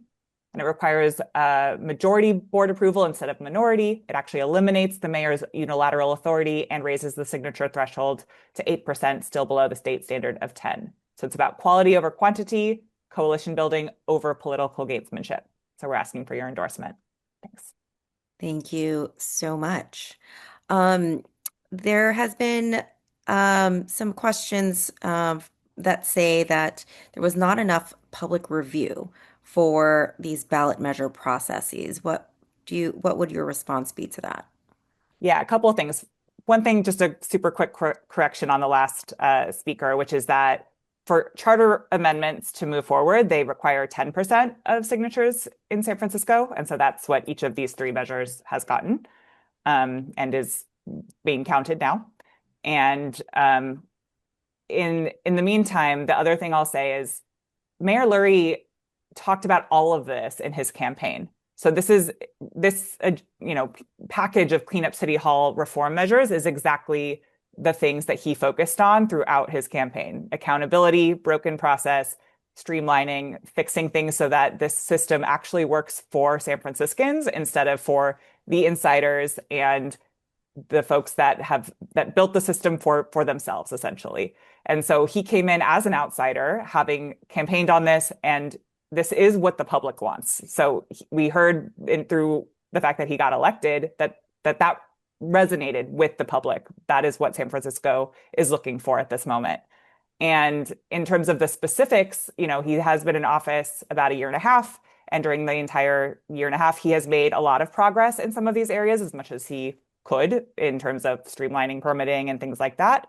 But has, really intentionally been thinking about where are the roadblocks to being able to really better serve San Franciscans as he promised to do. And so during the last year and a half, he's also, he formed that working group on charter reform. He's been working with labor groups, community leaders, fellow elected officials, the board. So there have been many conversations, and a lot of that is documented on the SFGov's website, and with plenty of opportunity to, help and continue to engage in this process. So we are excited by what has been put forward and gotten signatures for it, and are excited to be able to bring this forward and bring it to the voters. Terrific. Thank you, Ms. Holzman. And I'm going to ask a very similar question for the third time. Can you please give me a layman's example of something that an everyday person can understand as seeing a success case of what their community would be able to achieve if these ballot measures were to be passed? Sure. And so this ballot measure in particular is kind of an interesting exercise, because it is a ballot measure about ballot measures. And so what we have seen in San Francisco is that sometimes ballot measures do get put in front of voters that really weren't fully baked and came about because two groups were disagreeing and couldn't reach a consensus. And so each group brought their own measure forward. And in a little bit, I'm going to talk about this is sort of a different example, but in a little bit, I'm going to be back again to talk about public transit funding. But for those who remember Prop L a few years ago, which was public transit funding through a tax on rideshare companies, that passed, but there was a different measure at the same time that had a poison pill. That was a Prop M measure. And so all of this, work and excitement around a measure to pass and then not actually get implemented because a different measure had more votes, that is confusing to voters who voted for it, and some of them still think it actually did pass, and it really was never implemented. So the current system is not working, and we are asking voters to take on work that elected officials should be doing. So elected officials should be doing the process, like as with these measures, of understanding the nuance of the policy, working with others across political spectrum across the city, and putting together measures that already have support and are kind of ready for the public to weigh in on. And that's not what we've seen in recent years. And we're hopeful that this will actually improve democracy by giving folks a more appropriate way to weigh in. Thank you. It's almost like my questions asking you for layman's terms is kind of the reason why we need some sort of reform. Yeah. All right. I'm going to open it up for more questions from everybody here in the room, and seeing none, and seeing that we have 2 minutes left. Ms. Holzman, the floor is yours for a closing statement. Thank you so much again. So yes, what I will say is nobody benefits from an overloaded ballot except the interests who use a low bar to put undercooked ideas in front of voters without having to build real support first. Voters are left doing the work that elected officials and coalition building should have done, sorting through competing, sometimes intentionally confusing measures, often written by people trying to settle a political score rather than solve a real problem. So this measure ensures that getting a measure onto SF's ballot will require the kind of real support and deliberation it should have taken all along. Better process leads to better policy, and a ballot voters can actually engage with thoughtfully. And we absolutely are excited to get voters involved, as they always have been, but in a more thoughtful way. We respectfully ask for your endorsement to fix the broken ballot system. Thank you. Thank you so much, Ms. Holzman. Executive Director Esfandiari, is this the time that you would like us to take a break, or would you like to power through? There's 3 more. We cannot power through. So the reason we cannot is because the next speaker is scheduled to present at 7:02 p.m. and I asked every speaker to arrive 10 minutes early. So even if they did arrive 10 minutes early, that wouldn't be for another 4 minutes. So my recommendation to you is you recess this meeting for 5 minutes, let everyone go take a quick break, either go get water, go to the bathroom, etc. Hopefully by 7:03, Ms. Taviglione will have joined us, and we can resume with hearing the opposition arguments to this third charter amendment, and then we can proceed from there. But we will begin to run into the same problem again, where I'm not anticipating the speaker for the last 2 charter amendments until 7:14 and 7:26 respectively. Okay, So let's do that. yeah, I would give it at least a 5-minute, maybe 7-minute recess. Thank you. So let's say we return at 7 p.m. on the dot. No, is that too much? You want to give it an 11-minute recess? That's fine either way. I'll text Ms. Taviglione. Yeah, it's just easier to calculate. Okay. Ladies and gentlemen, we're going to keep this rolling, so I don't have to stop and start the YouTube and Zoom recordings. But please keep in mind, you're not going to hear or see anything. We will reconvene at 7 p.m. on the dot. So step away, go to use the restroom, go grab some water, etc., and we'll see you all back here at 7 p.m. to hear the opposition argument to changes to ballot measure process. Thank you. Okay, thank you. Please, everybody mute.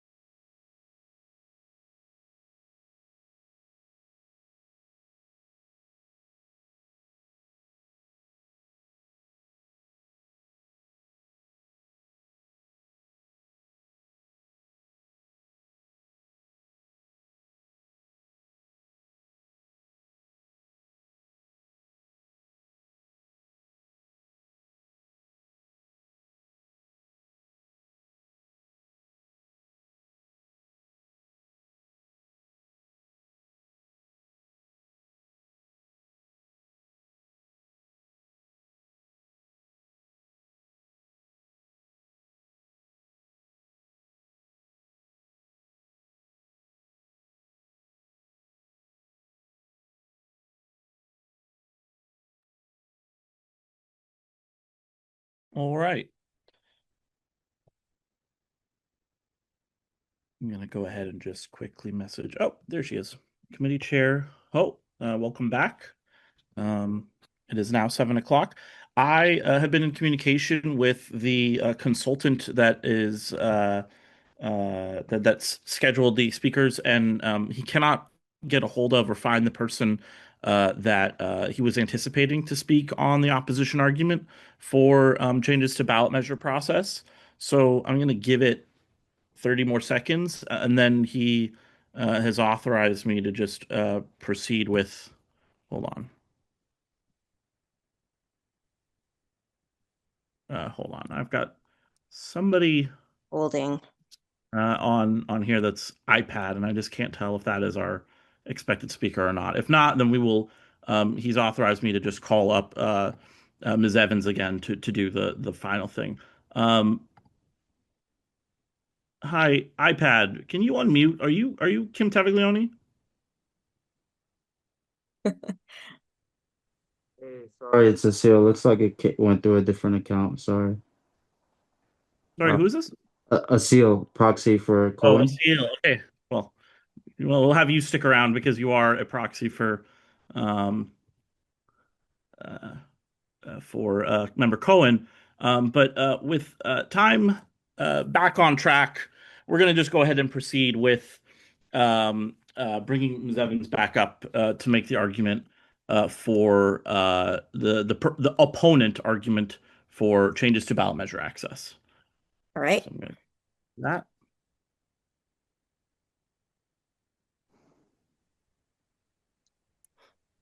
Welcome back. In my car. Just pulled over. You're okay. I hope Daniel was able to communicate with you that you're pinch hitting, but welcome back. Happy to do it. In a pinch, happy to do it. So same basic concept. Chair Ho, the floor is yours. Go ahead. Well, thank you, Ms. Evans, for jumping in last minute and pulling over so that we know you're driving safely, or not driving here in this case.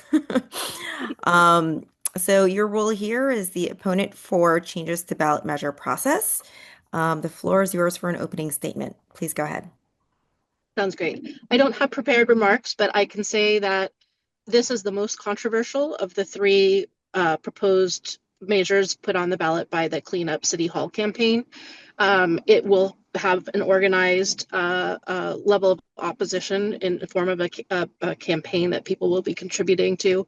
It is the reason for it is that it makes it more difficult for the voters to place a ballot initiative on the ballot. And it also raises the threshold for the number of supervisors that is required to put a measure on the ballot. It does remove the mayor's ability to place a measure on the ballot alone. But because of the quadrupling of the requirement moving from 2% to 8%, and I caught the mistake I made last time on the charter reform, but we're talking about voter initiatives that are not charter, goes from 2 to 8% of registered voters, will increase the cost of voters placing an initiative on the ballot significantly. Thank you so much, Ms. Evans.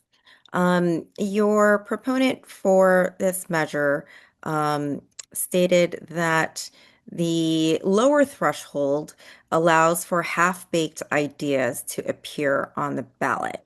What is your response to that?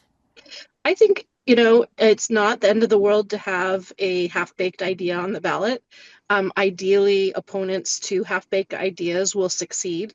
I'm just made that argument as well, that it's a better process if we can reach consensus.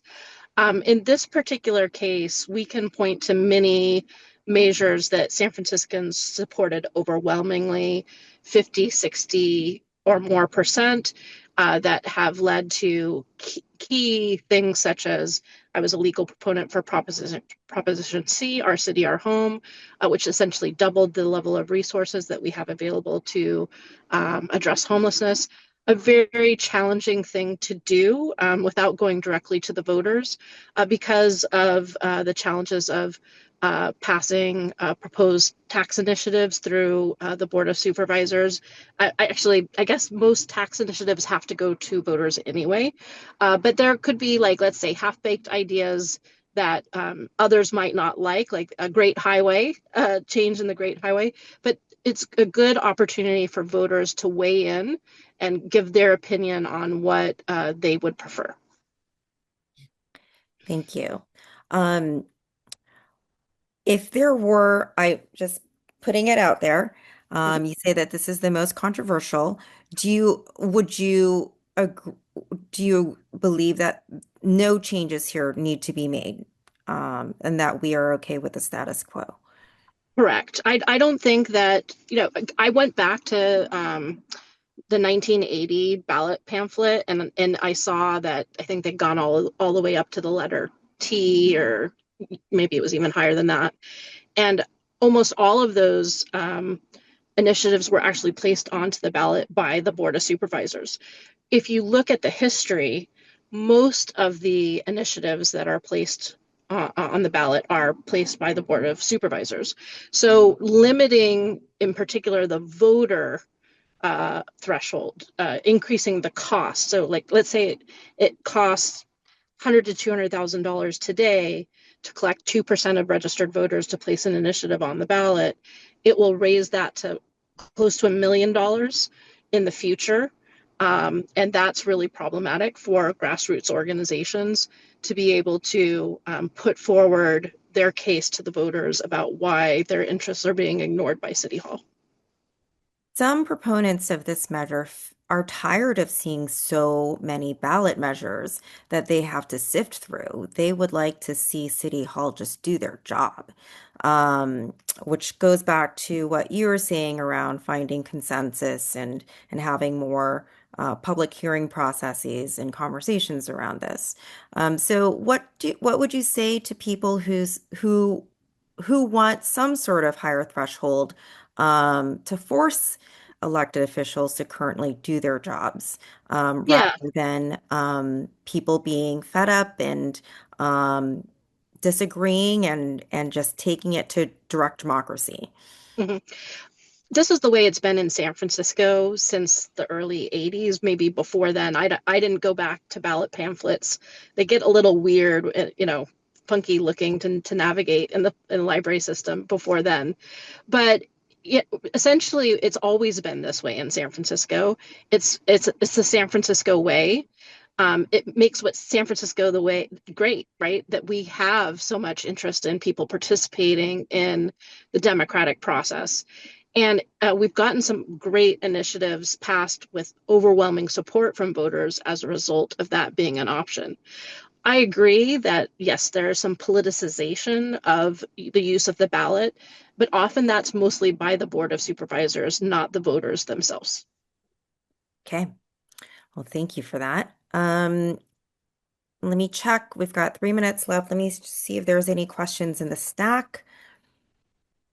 Executive Director Svendiari, I don't see any. There are no questions currently in the stack. We also have the if we want to pause this really quick and let Ms. Evans go and give, I don't know, an extra minute.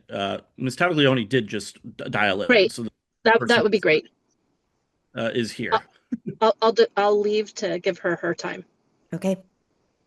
All right, I'm gonna go ahead and do a swap.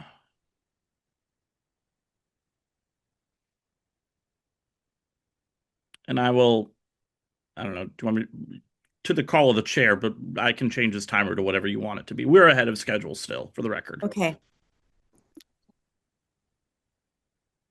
Ms. Taglioni? Yeah, I'm here, I think. You're here. Hi. So Ms. Evans covered for you for the first couple of minutes, but I'm going to ask Liz to confirm what she wants me to reset the timer to, and then you can handle the rest. Okay. Well, welcome. Well, we had Ms. Evans give an opening statement, and she answered a couple of questions. I'm not sure if you heard them, but we've got 4 minutes left, and I'll just leave the floor open to you, Ms. Taglioni. Yeah, so regarding ballot access, politics since Citizens United has become increasingly expensive.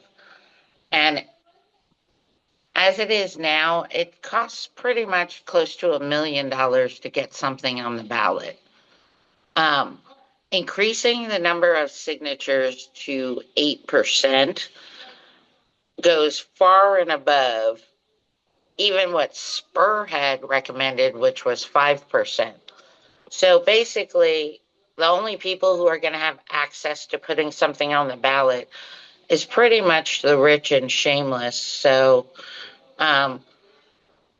Labor Council will be officially coming out against this stuff this week, and pretty much everyone is in alignment that this is just bad politics for this, where we are in society right now. It is very Trumpian. It is very elitist, and it's just bad policy. And this is one of those, I'm calling this a watershed moment when I believe Labor will probably make a permanent break from the Democratic Party should they endorse this. This is the moment where Democrats decide whether they're for people or they're for the rich people. And as it is now, more and more unions are saying like they don't want to support the Democratic Party anymore because it doesn't support their members. And we're at this watershed moment that I think it's very tenuous, and particularly in San Francisco. Okay. Well, thank you, Ms. Taglioni. I'm going to ask the same question I asked Ms. Evans, where a lot of San Franciscans have been frustrated at how many ballot measures they see on their ballot. It's very confusing when they have to read and sift through the politics of ballot measures that sometimes are like 20 something long. And we also understand that many voters are low engagement voters that can be influenced by campaigns. We also hear from proponents of this measure that, or sorry, citizens who are just frustrated, who just want city hall supervisors to do their jobs, and that a higher threshold for more supervisors to get something on the ballot forces them to have more consensus and conversation and public process. What would your response to one of those citizens be? Yeah, well, I don't think that question is actually accurate or even fair at this point. There are 16 ballot measures put on by the state. So the ballot is going to be really long. There's what? 5 put on by the mayor's office. They didn't have to go, but he chose to do it to try to prove his point. So I actually think that he's made the ballot long on purpose just to prove his point. I don't particularly think that the ballot is overly long. I think if people have to go get signatures, why are you punishing them? Like, why are you punishing citizens? Because this is actually a punishment towards citizens. And it's absolutely ridiculous. If he actually wanted to just force politicians not to do it, just say there's no ballot access for any politicians, but don't punish the public. Don't punish people because you think the ballot's too long. I mean, it doesn't make sense. He's actually punishing the public. He's not punishing the politicians. They can still put stuff on with 6 ballot measures. Thank you, Ms. Taglioni. Since we are over time, I'm going to leave you a minute for the closing statement. The floor is yours. Thank you. Yeah. If San Francisco Democrats hope to have any hope of securing their position in San Francisco, they really have to not endorse this position. It is the most anti-democratic position out there. It's very Trumpian. And if the San Francisco Democratic Party wants to follow Trump's lead, then they're not really Democrats anymore. They're just corporate hacks. And that's pretty much what this measure is about. And that's all I got. Okay. Thank you so much, Ms. Taglioni. All right, I'm glad we could make the swap work. Take care, Ms. Taviglione, and we'll put you back in the attendee box. We are right on time, Chair Ho, with our next charter amendment being a presentation on, I don't know if this is the formal name, but this is the name that is, again, what I found on the website, which is Affordable Housing Trust Fund. So I will go ahead and promote up Supervisor Myrna Melgar, who is here to speak on behalf of the measure that my understanding is she herself worked to put on the ballot. So I'm going to go ahead and promote up. There we go. Supervisor Melgar.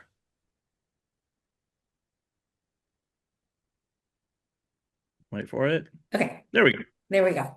Hi, everyone. I'm Mirna Melgar. I'm the supervisor for District 7, and I am the sponsor of this ballot initiative, which was passed unanimously by the Board of Supervisors during a vote on Tuesday.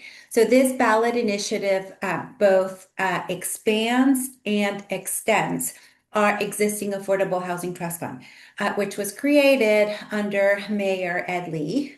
But it is very small. It is 50 million right now, and it is sourced with a bunch of different monies in addition to the general fund. The way that we would fund this would not increase taxes, but rather it is a set aside of future increases in the property values of all properties in San Francisco. And, we did this intentionally because, as you may remember, we did one of the largest subzonings that we've ever done in San Francisco on the west side and the north of San Francisco. And thus we have, my time's up. Well, we'll just roll into Q&A, but Was go that ahead. just an opening statement? Yes. Okay. So Yeah. that's it. We are increasing it because we need affordable housing money. Thank you, Supervisor Melgar, and welcome. My question here is, can you give a real-world example, something in layman's term, for the people to understand why we need this fund to extend and expand? And what is an example of a project that may be approved if this were to be passed? Sure. I would argue that affordable housing, the lack of affordable housing, is the single largest issue in San Francisco.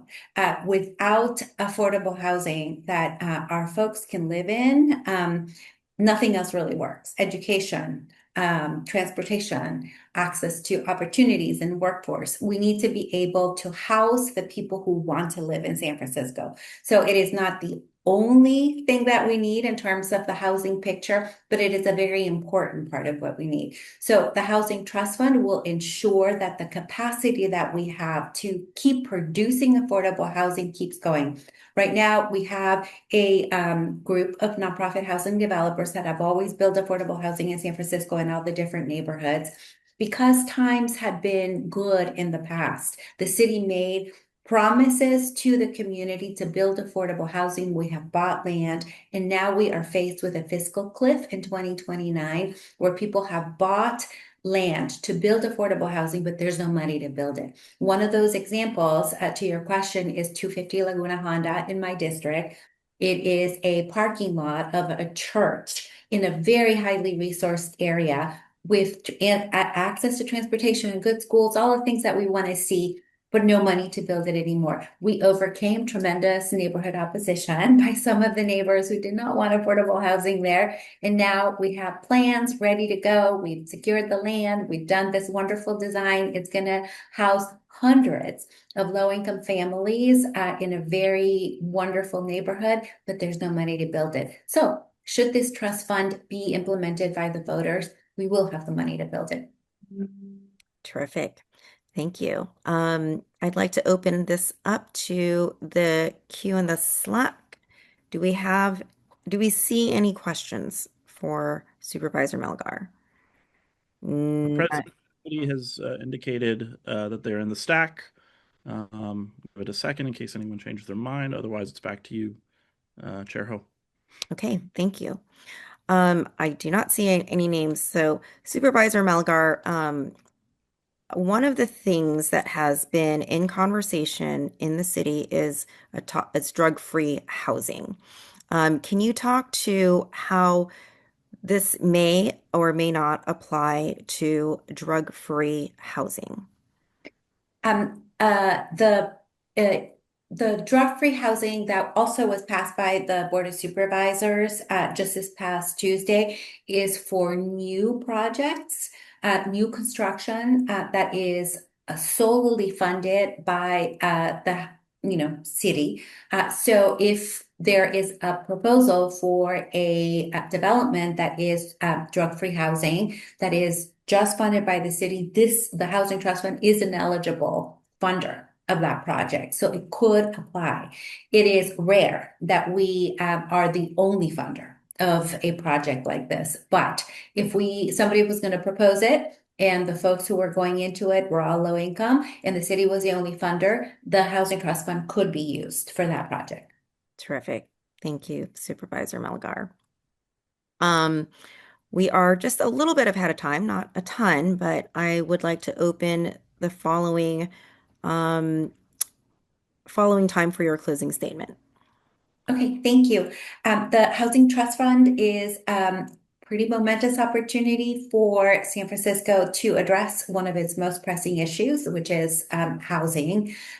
In addition to extending the fund for another 30 years and almost tripling the size of the fund, we're doing it by spreading out the load to all property owners in San Francisco instead of only new construction. And that means that everyone who has benefited from an increase in their property values is paying it forward for the next generation and not just putting it on the backs of new people coming into San Francisco who don't have housing, who are, going into new construction. The other thing that it does is that we're changing the way the fund is funded by basing it on property increases, which are steady and regular, which allows us to bond against it. In the past, we've been in this situation that because taxes fluctuate and in-lieu fees fluctuate, we can't predict how much money we're going to have in the fund and how much affordable housing we can build. So this is a great way to both increase the way that we are building affordable housing, but be able to plan so that we can plan for all those other things that we need to do, like workforce and how to build our city and create infrastructure. So I hope you can support it. I think I have worked really hard with a very wide group of people to come up with a consensus measure, which is why it was a unanimous vote at the Board of Supervisors. It is everybody from YIMBYs to NIMBYs, carpenters, building trades. Everyone is supportive of this, concept, and I am really looking forward to the voters supporting it too. Thank you so much, Supervisor, for finding a solution to a much needed problem in our city. Thank you. And thank you for everything that you're doing for democracy today. It's important. Thanks. Okay. With a little bit of extra time on the clock, I'm going to go ahead and move Supervisor Melgar into the attendee box. Committee Chair Ho, you should know that we could not identify at the time of the close of the applications any opponent argument, organized or non. So there is no opposition argument for this. Nobody applied to give it. So we're going to move on to the next. We all agree. Yes. Well, that would be the point of a unanimous. The next charter amendment on here, it kind of is a omnibus thing, so I didn't really have a title for it, and I could not find one online. So I look forward to the proponent, Supervisor Mandelman, telling us what the title of this is, but I put it down as Board of Supervisors Sponsored Charter Reform. Terrific. Hello, Supervisor Mandelman. Hi, guys. Did not quite get myself to my home, which was my intention. So I'm driving home, but I will talk to you a little bit about the big boring charter measure on the November ballot. Have you already had presentations on the mayor's 3 charter measures? Yes, we have. Are you actually driving? I'm going to try to find a way to pull over, but yes. Okay, that would be good. I see the Yeah, it's moving. behind We're you. going. We're going. anything, no sacrifice too great, including my life for the party and for the good government and charter For democracy. for democracy. Yes. We would all Um, be grateful if you could pull over whenever you have the opportunity to. Yeah, I was going to say, do you want me yeah. to pause this and we recess till he pulls over? Kind of, yeah. Are we? Okay. Yeah. Well, We're good. I'm looping around. I'm parking in front of a. Here we go. Perfect. Okay. We're going to reset this clock and we're going to wait until you are safe. Okay, good. You are no Thank you. longer moving. Oh, seatbelts off. That's our assurance he's no longer driving. There you go. Well, Okay, There we Committee go. Chair It's Poe, proof. meeting's yours, and Supervisor Mandelman is not moving. There we go. thank you, Supervisor Mandelman. The floor is yours for an opening statement. Please go ahead. Okay. So it's the it is the omnibus charter. It's the fourth measure. The other three went through signature gathering. This one was a collection of items that we thought we could get through the Board of Supervisors. It was a combination of recommendations that came from the Prop E Commission Streamlining Task Force, which had recommendations about charter changes to eliminate or consolidate task forces and oversight bodies. And then we cast a wide net to all of the departments, asking them to suggest charter changes that might make it easier for them to do the work that they need to do. And they came up with hundreds of measures, hundreds of proposed measures. We whittled down basically what we thought we could get through the Board of Supervisors, and frankly, in coordination with the mayor's team, like things that would not further weigh down charter reform overall. So we can talk a little bit about some specific examples, but that's kind of the general overview of what this measure is.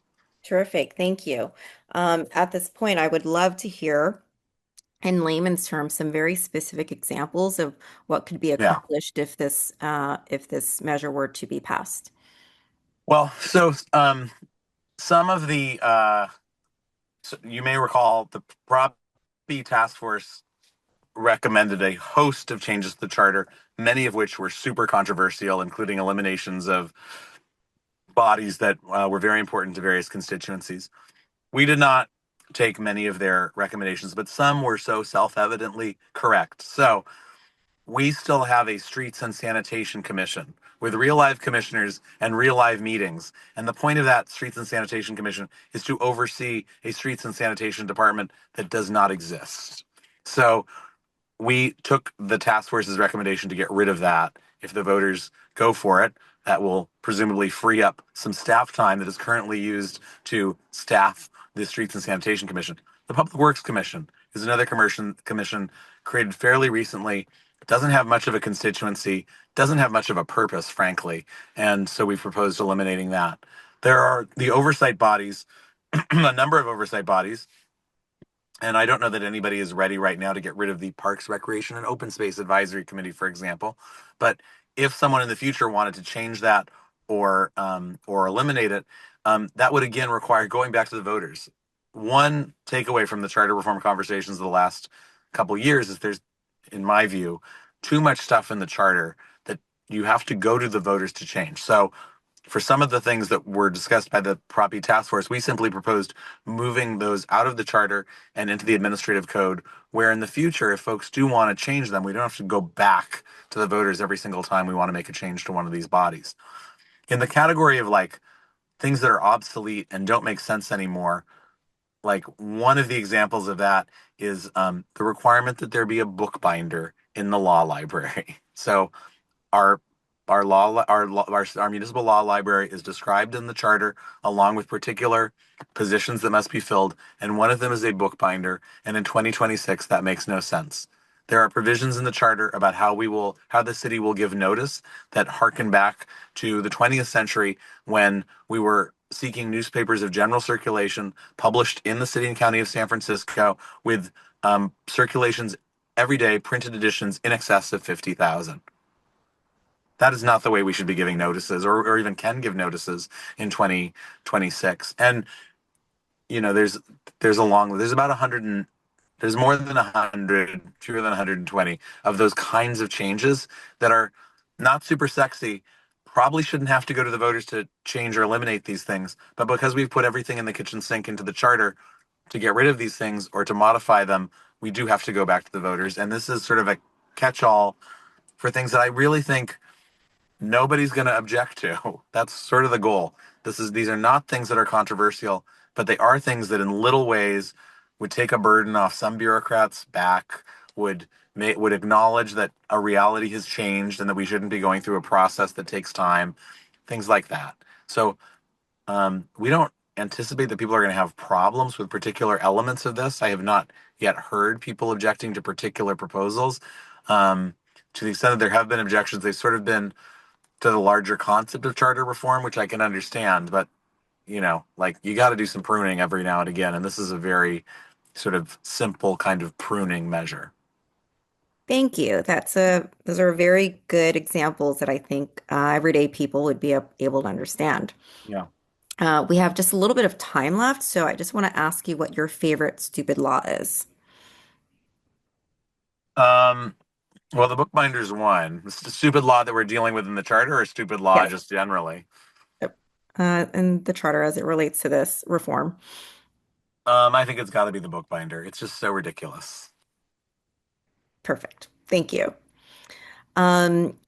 We have time for you to do a 1-minute closing statement. Supervisor Mandelman, the floor is yours. Yeah. I mean, I support and have worked with the mayor on all three of his measures. I'm hoping the Democratic Party will endorse them. Even if you did not, I mean, even for people for whom one or the other of them may, in some sense, be too much, I think this measure is really like just classic good governance. Like I really don't think there's a great basis to oppose it. And I think it, in little ways, small ways, a collection of 100 and something small ways, it'll make government a little bit more functional. And so I hope the Democratic Party will support it. Terrific. Thank you so much, Supervisor. And thank you for pulling over to have this conversation with us. Okay, you're welcome. Bye. All right. Bye. Get home safe. Thank you. I'm going to move Board President Mandelman back to the attendee box. There was no opponent to this particular measure that applied to be heard. And so there's no registered time slot for that particular thing. Up next, we are healthily ahead of schedule, but our next measure, we're past charter amendments that applied and that are anticipated to be taken up at the July 22nd meeting. We are now up to ordinances, of which we've already heard one up at the beginning of the meeting around foreclosure, transfer tax changes for foreclosures. The next one we're going to hear is parcel tax for transit. And the presenter should be familiar. It is Ms. Holzman.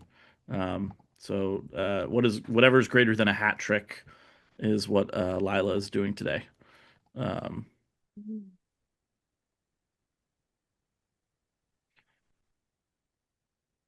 Wait, as I was transitioning, I missed what you said. Whatever's greater than a hat trick, what? Is what you're doing today. I don't know what the soccer term is for 4 in a row, but yeah, you're doing more than a hat trick. Welcome back, Ms. Holzman. Thank you. Thank you in your participation in democracy and spending Saturday evening with us. Nowhere else I'd rather be. As the proponent for the parcel tax for transit, the floor is yours for an opening statement. Excellent. So transit is how the city moves. It's foundational to our economic recovery and to making the city more affordable. It's how seniors get to appointments, workers to jobs, and students to school. But Muni is facing an alarming budget crisis. And SFMTA has recently taken steps, saving about $140 million, but efficiency alone cannot close this gap. Without new funding, Muni could cut up to 20 lines, double wait times, and end regular service at 9 p.m. And these impacts would be devastating. So Stronger Muni for All is a fair, progressive parcel tax with every dollar guaranteed to go to Muni service and operations. It has unprecedented support from labor, business, transit advocates, and the Board of Supervisors.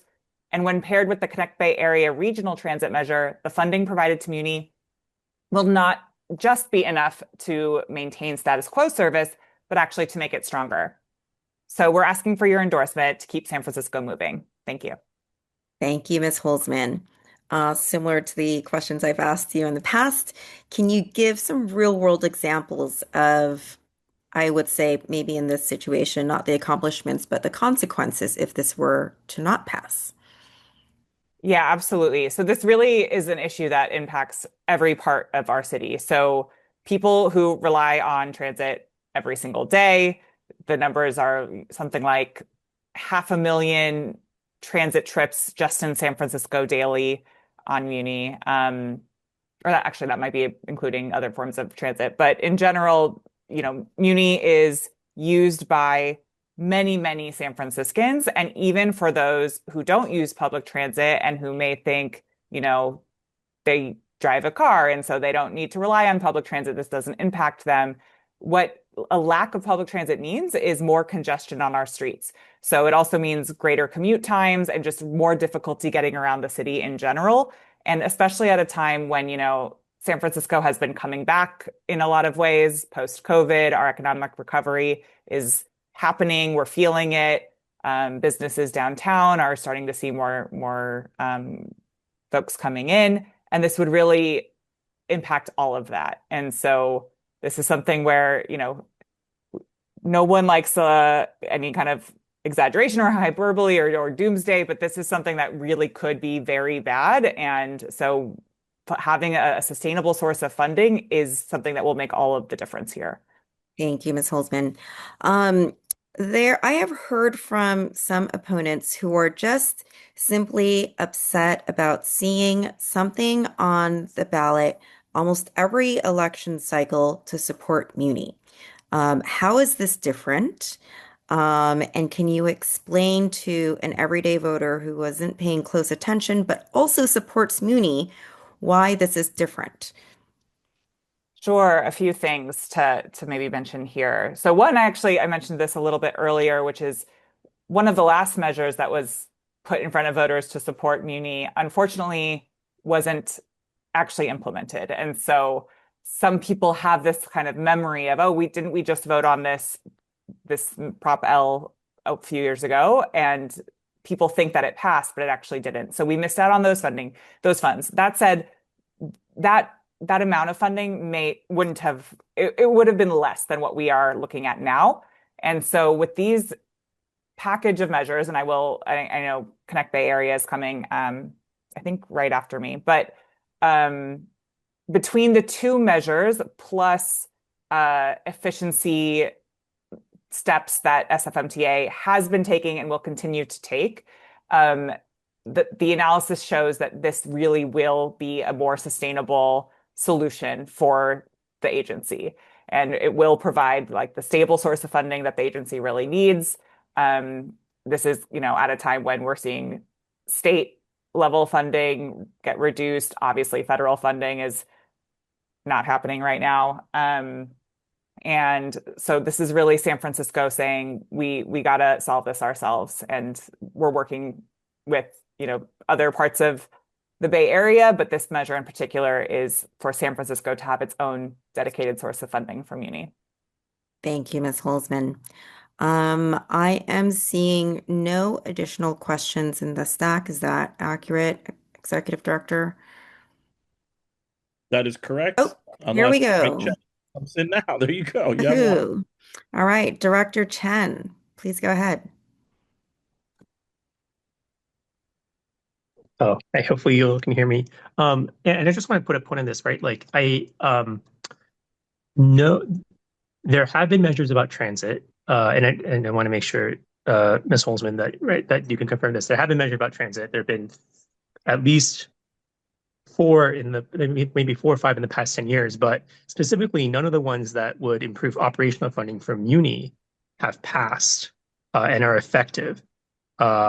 And I believe that is true. Is that right? I can't speak to the entire history of measures. It sounds right, but I'm 2024 Prop L, the tax exceeded majority, but was killed by a competing ballot measure. 2022, the muni bond, which was capital funds, did not pass the 2/3 threshold.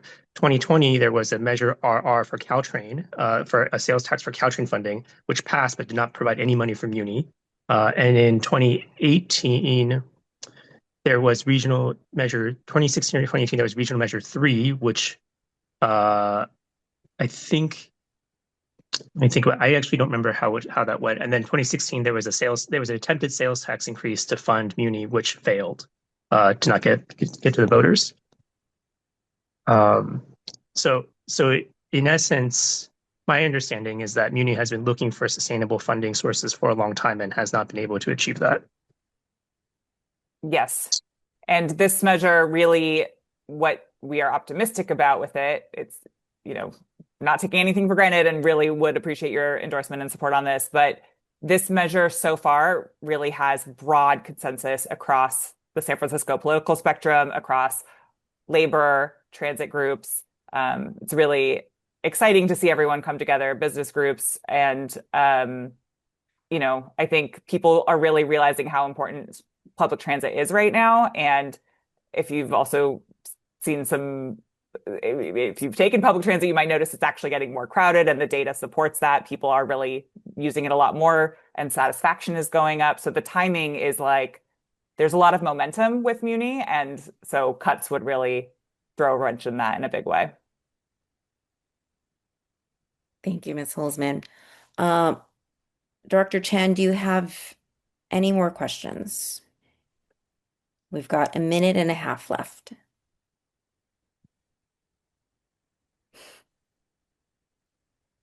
Let's see, Ms. Holzman, I think you've covered economic recovery. I think you've covered, where's the mayor behind this? I believe you covered both of those.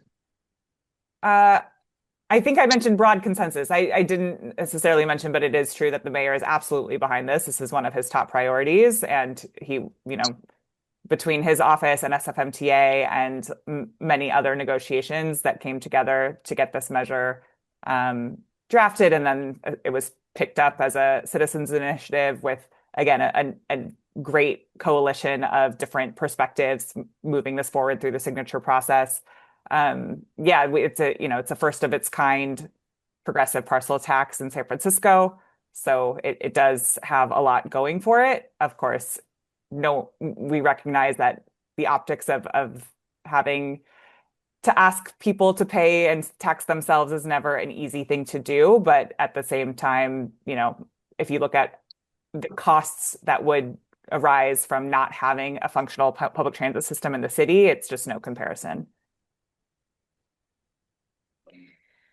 Thank you, Ms. Holzman. And now that we are at time, you've got 1 minute for a closing statement. The floor is yours. Thank you so much again. San Francisco is at a real fork in the road here. We can let structural underfunding force deep, painful cuts to the system hundreds of thousands of us rely on every single day, or we can act now with a funding measure that is fair, accountable, and widely supported across the city. Stronger Muni for All doesn't ask everyone to pay the same. It asks the largest commercial properties and biggest homes to pay more, while protecting renters and rent-controlled units and small businesses. Passing this, along with the Connect Bay Area Regional Transit Measure, will ensure Muni becomes stronger. The broad coalition supporting this measure includes labor, business, transit riders, and the Board of Supervisors, because everyone understands what's at stake: our seniors, our students, our workers, our streets, and our recovery. We hope you will join us in endorsing Stronger Muni for All. Thank you. Thank you so much, Ms. Holzman, for joining us so frequently tonight. We will let you go to enjoy the rest of your Saturday. Yes, thank you for spending so much of your evening with us, representing 4 different ballot arguments. We did not receive an application for the opposition argument to that particular ordinance measure. And so the next section on your agenda, Chair Ho, is regional measures. So there's only one regional measure that we are aware of. It is the measure that Ms. Holzman alluded to. Our next proponent, I'm promoting them up now, is with the Connect Bay Area campaign, Laura, I hope I'm pronouncing this right, Tolkoff. But at any rate, That's right. welcome to the Issues and Resolutions Committee. Chair Ho, meeting's you. yours. Hello, Ms. Tilgoff, welcome. Thank you so much. As the proponent for Connected Bay Area, you'll have 1 minute for an opening statement. We'll go to Q&A, and then you'll have 1 minute for a closing statement. Please go ahead. The floor is yours. Great, thank you. The region's 4 largest transit agencies are facing an unprecedented fiscal cliff coming out of the pandemic, and that cliff has been forestalled by state and federal relief funds, but they end this year. Connect Bay Area is a 5-county measure with a 1-cent sales tax rate in San Francisco. Connect Bay Area would raise an estimated $980 million per year for 14 years. It provides long-term operating funds, primarily for Muni, BART, Caltrain, and AC Transit, to avoid catastrophic service cuts, and it contains enforceable requirements for strong fiscal accountability. This measure is so tied to San Francisco's economy that Mayor Lurie has campaigned for it, and business groups strongly support it. Over 60% of all BART trips start or end downtown, and that's people working, visiting, and spending money in San Francisco. Many people will actually end up saving more money than they will pay if this measure passes. If you think about it, an Uber downtown, between downtown and Berkeley is 10 times the cost of the same trip on BART. The measure will cost $5 a month for the average person, which is less than a single bridge toll or a gallon of gas, and a lot less than having to buy a car. Thank you. I apologize. I completely failed to start this block, but That's okay. That seems like a minute to me. Ms. Tolkoff, can you share a real-world example of what can be accomplished if this measure passes? Sure. So what this measure really intends to do, a big focus of it is just simply maintaining the service that we have and need. So instead of BART having to close 15 of their stations within a year, or shutting down all of the service to Oakland Airport and cutting 2 of the 5 lines, those would remain open. Similar situation with BART and Muni. Muni is looking at having to cut 20 of their lines, which is 25% of their service. Those would be able to remain open. Thank you.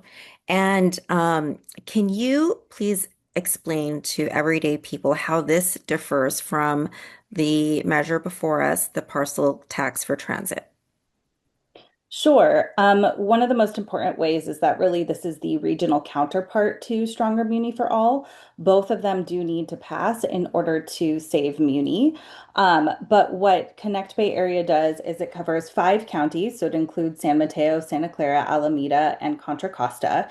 And with that, it supports BART, Caltrain, AC Transit, and Muni, and has a little bit of funding for some of the smaller bus operators operating in those counties.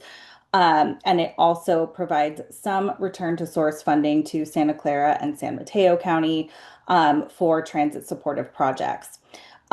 This measure raises about half of what Muni needs in order to maintain its service, and the parcel tax Stronger Muni for All will raise the remaining 50% and a little bit more in order to be able to actually provide service improvements.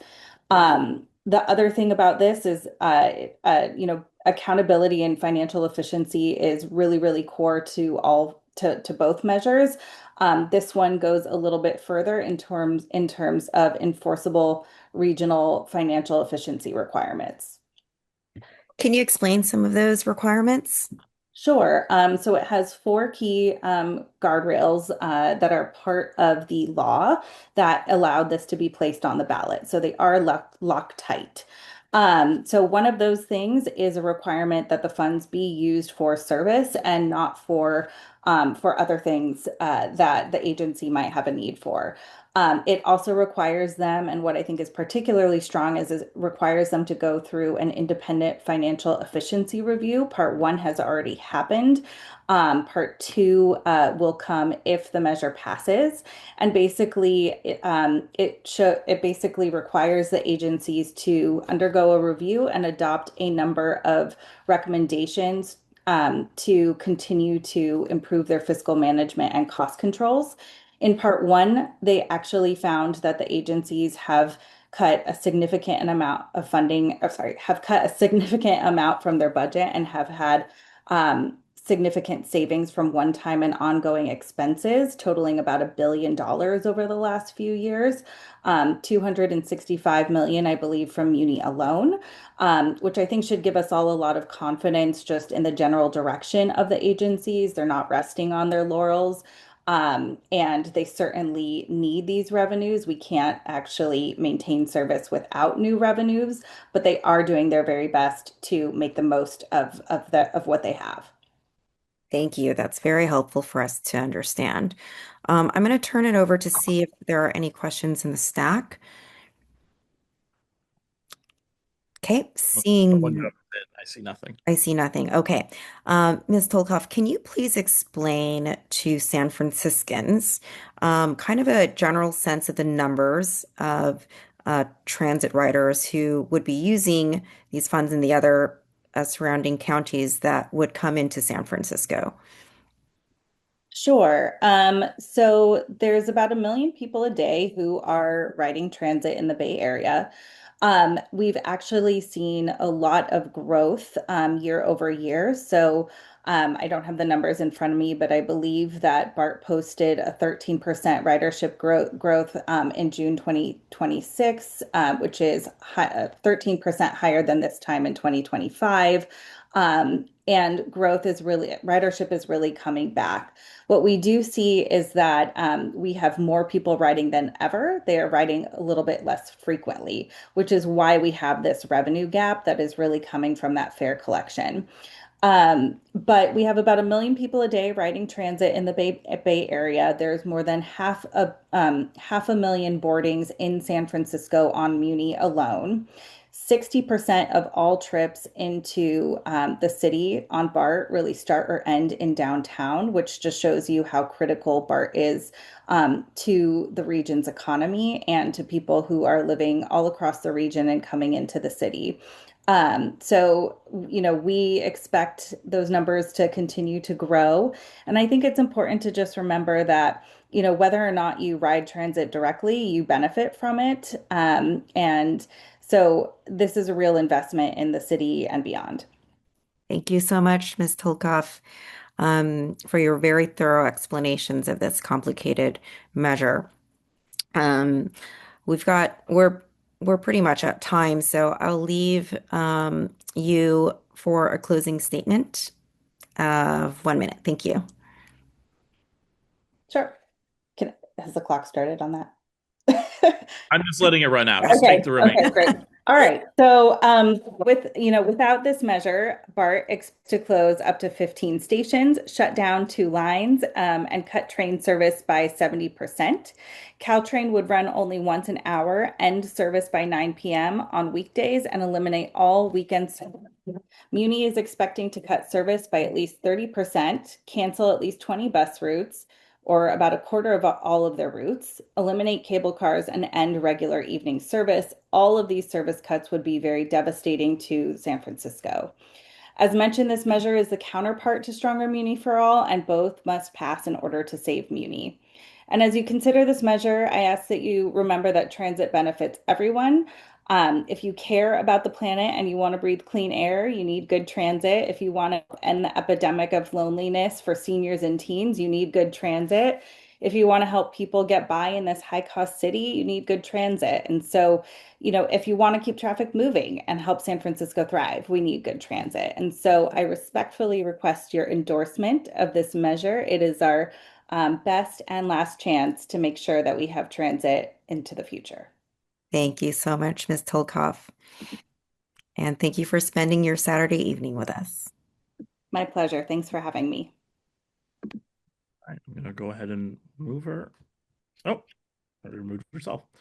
Okay, with that, any closing remarks you have, Committee Chair Ho? Otherwise, we should just make sure people understand that no action is being taken tonight and that the votes for many, but not all of these items will be taken up next Wednesday on the July 22nd regular meeting of the Central Committee, and that Chair Tung has also indicated a desire to hold a special meeting to vote on more of these measures in early August, and we will vote on everything else and do more interviews in mid-August. Well, thank you. I guess since you said it, I don't have to. Any other remarks you have? I just thought I'd go through the logistics. No, those are excellent. Thank you for that reminder. First, I'd like to thank everyone who has joined us this evening for this riveting Saturday night program around democracy and the conversations for and against the measures on our ballot that we will be voting on in November, as well as conversations with our candidates seeking the Democratic Party's endorsement. We will be doing some of our endorsements at our upcoming meeting on Wednesday, July 22nd. And then we will be doing additional follow-up endorsements for other candidates in our August meeting. And we will also be continuing these endorsement interviews in the month of August as well. So I want to thank you, Executive Director Esfandiari, for leading the charge and organizing this very complex meeting. We went through a lot in the last 4 hours. I want to thank Director Chen for staying with us, Courtney Sid, our staffer, and Chair Tung for leading this organization and ensuring that our endorsement process is thorough and fair and democratic. These are institutions and conversations that are very important, and even more so today. We have to stay engaged and ensure that the engagement process for stakeholders is transparent and thorough and very clear. I also want to thank all of the watchers who are watching this on YouTube on a later date, and I hope we all have a safe and terrific weekend. Good evening.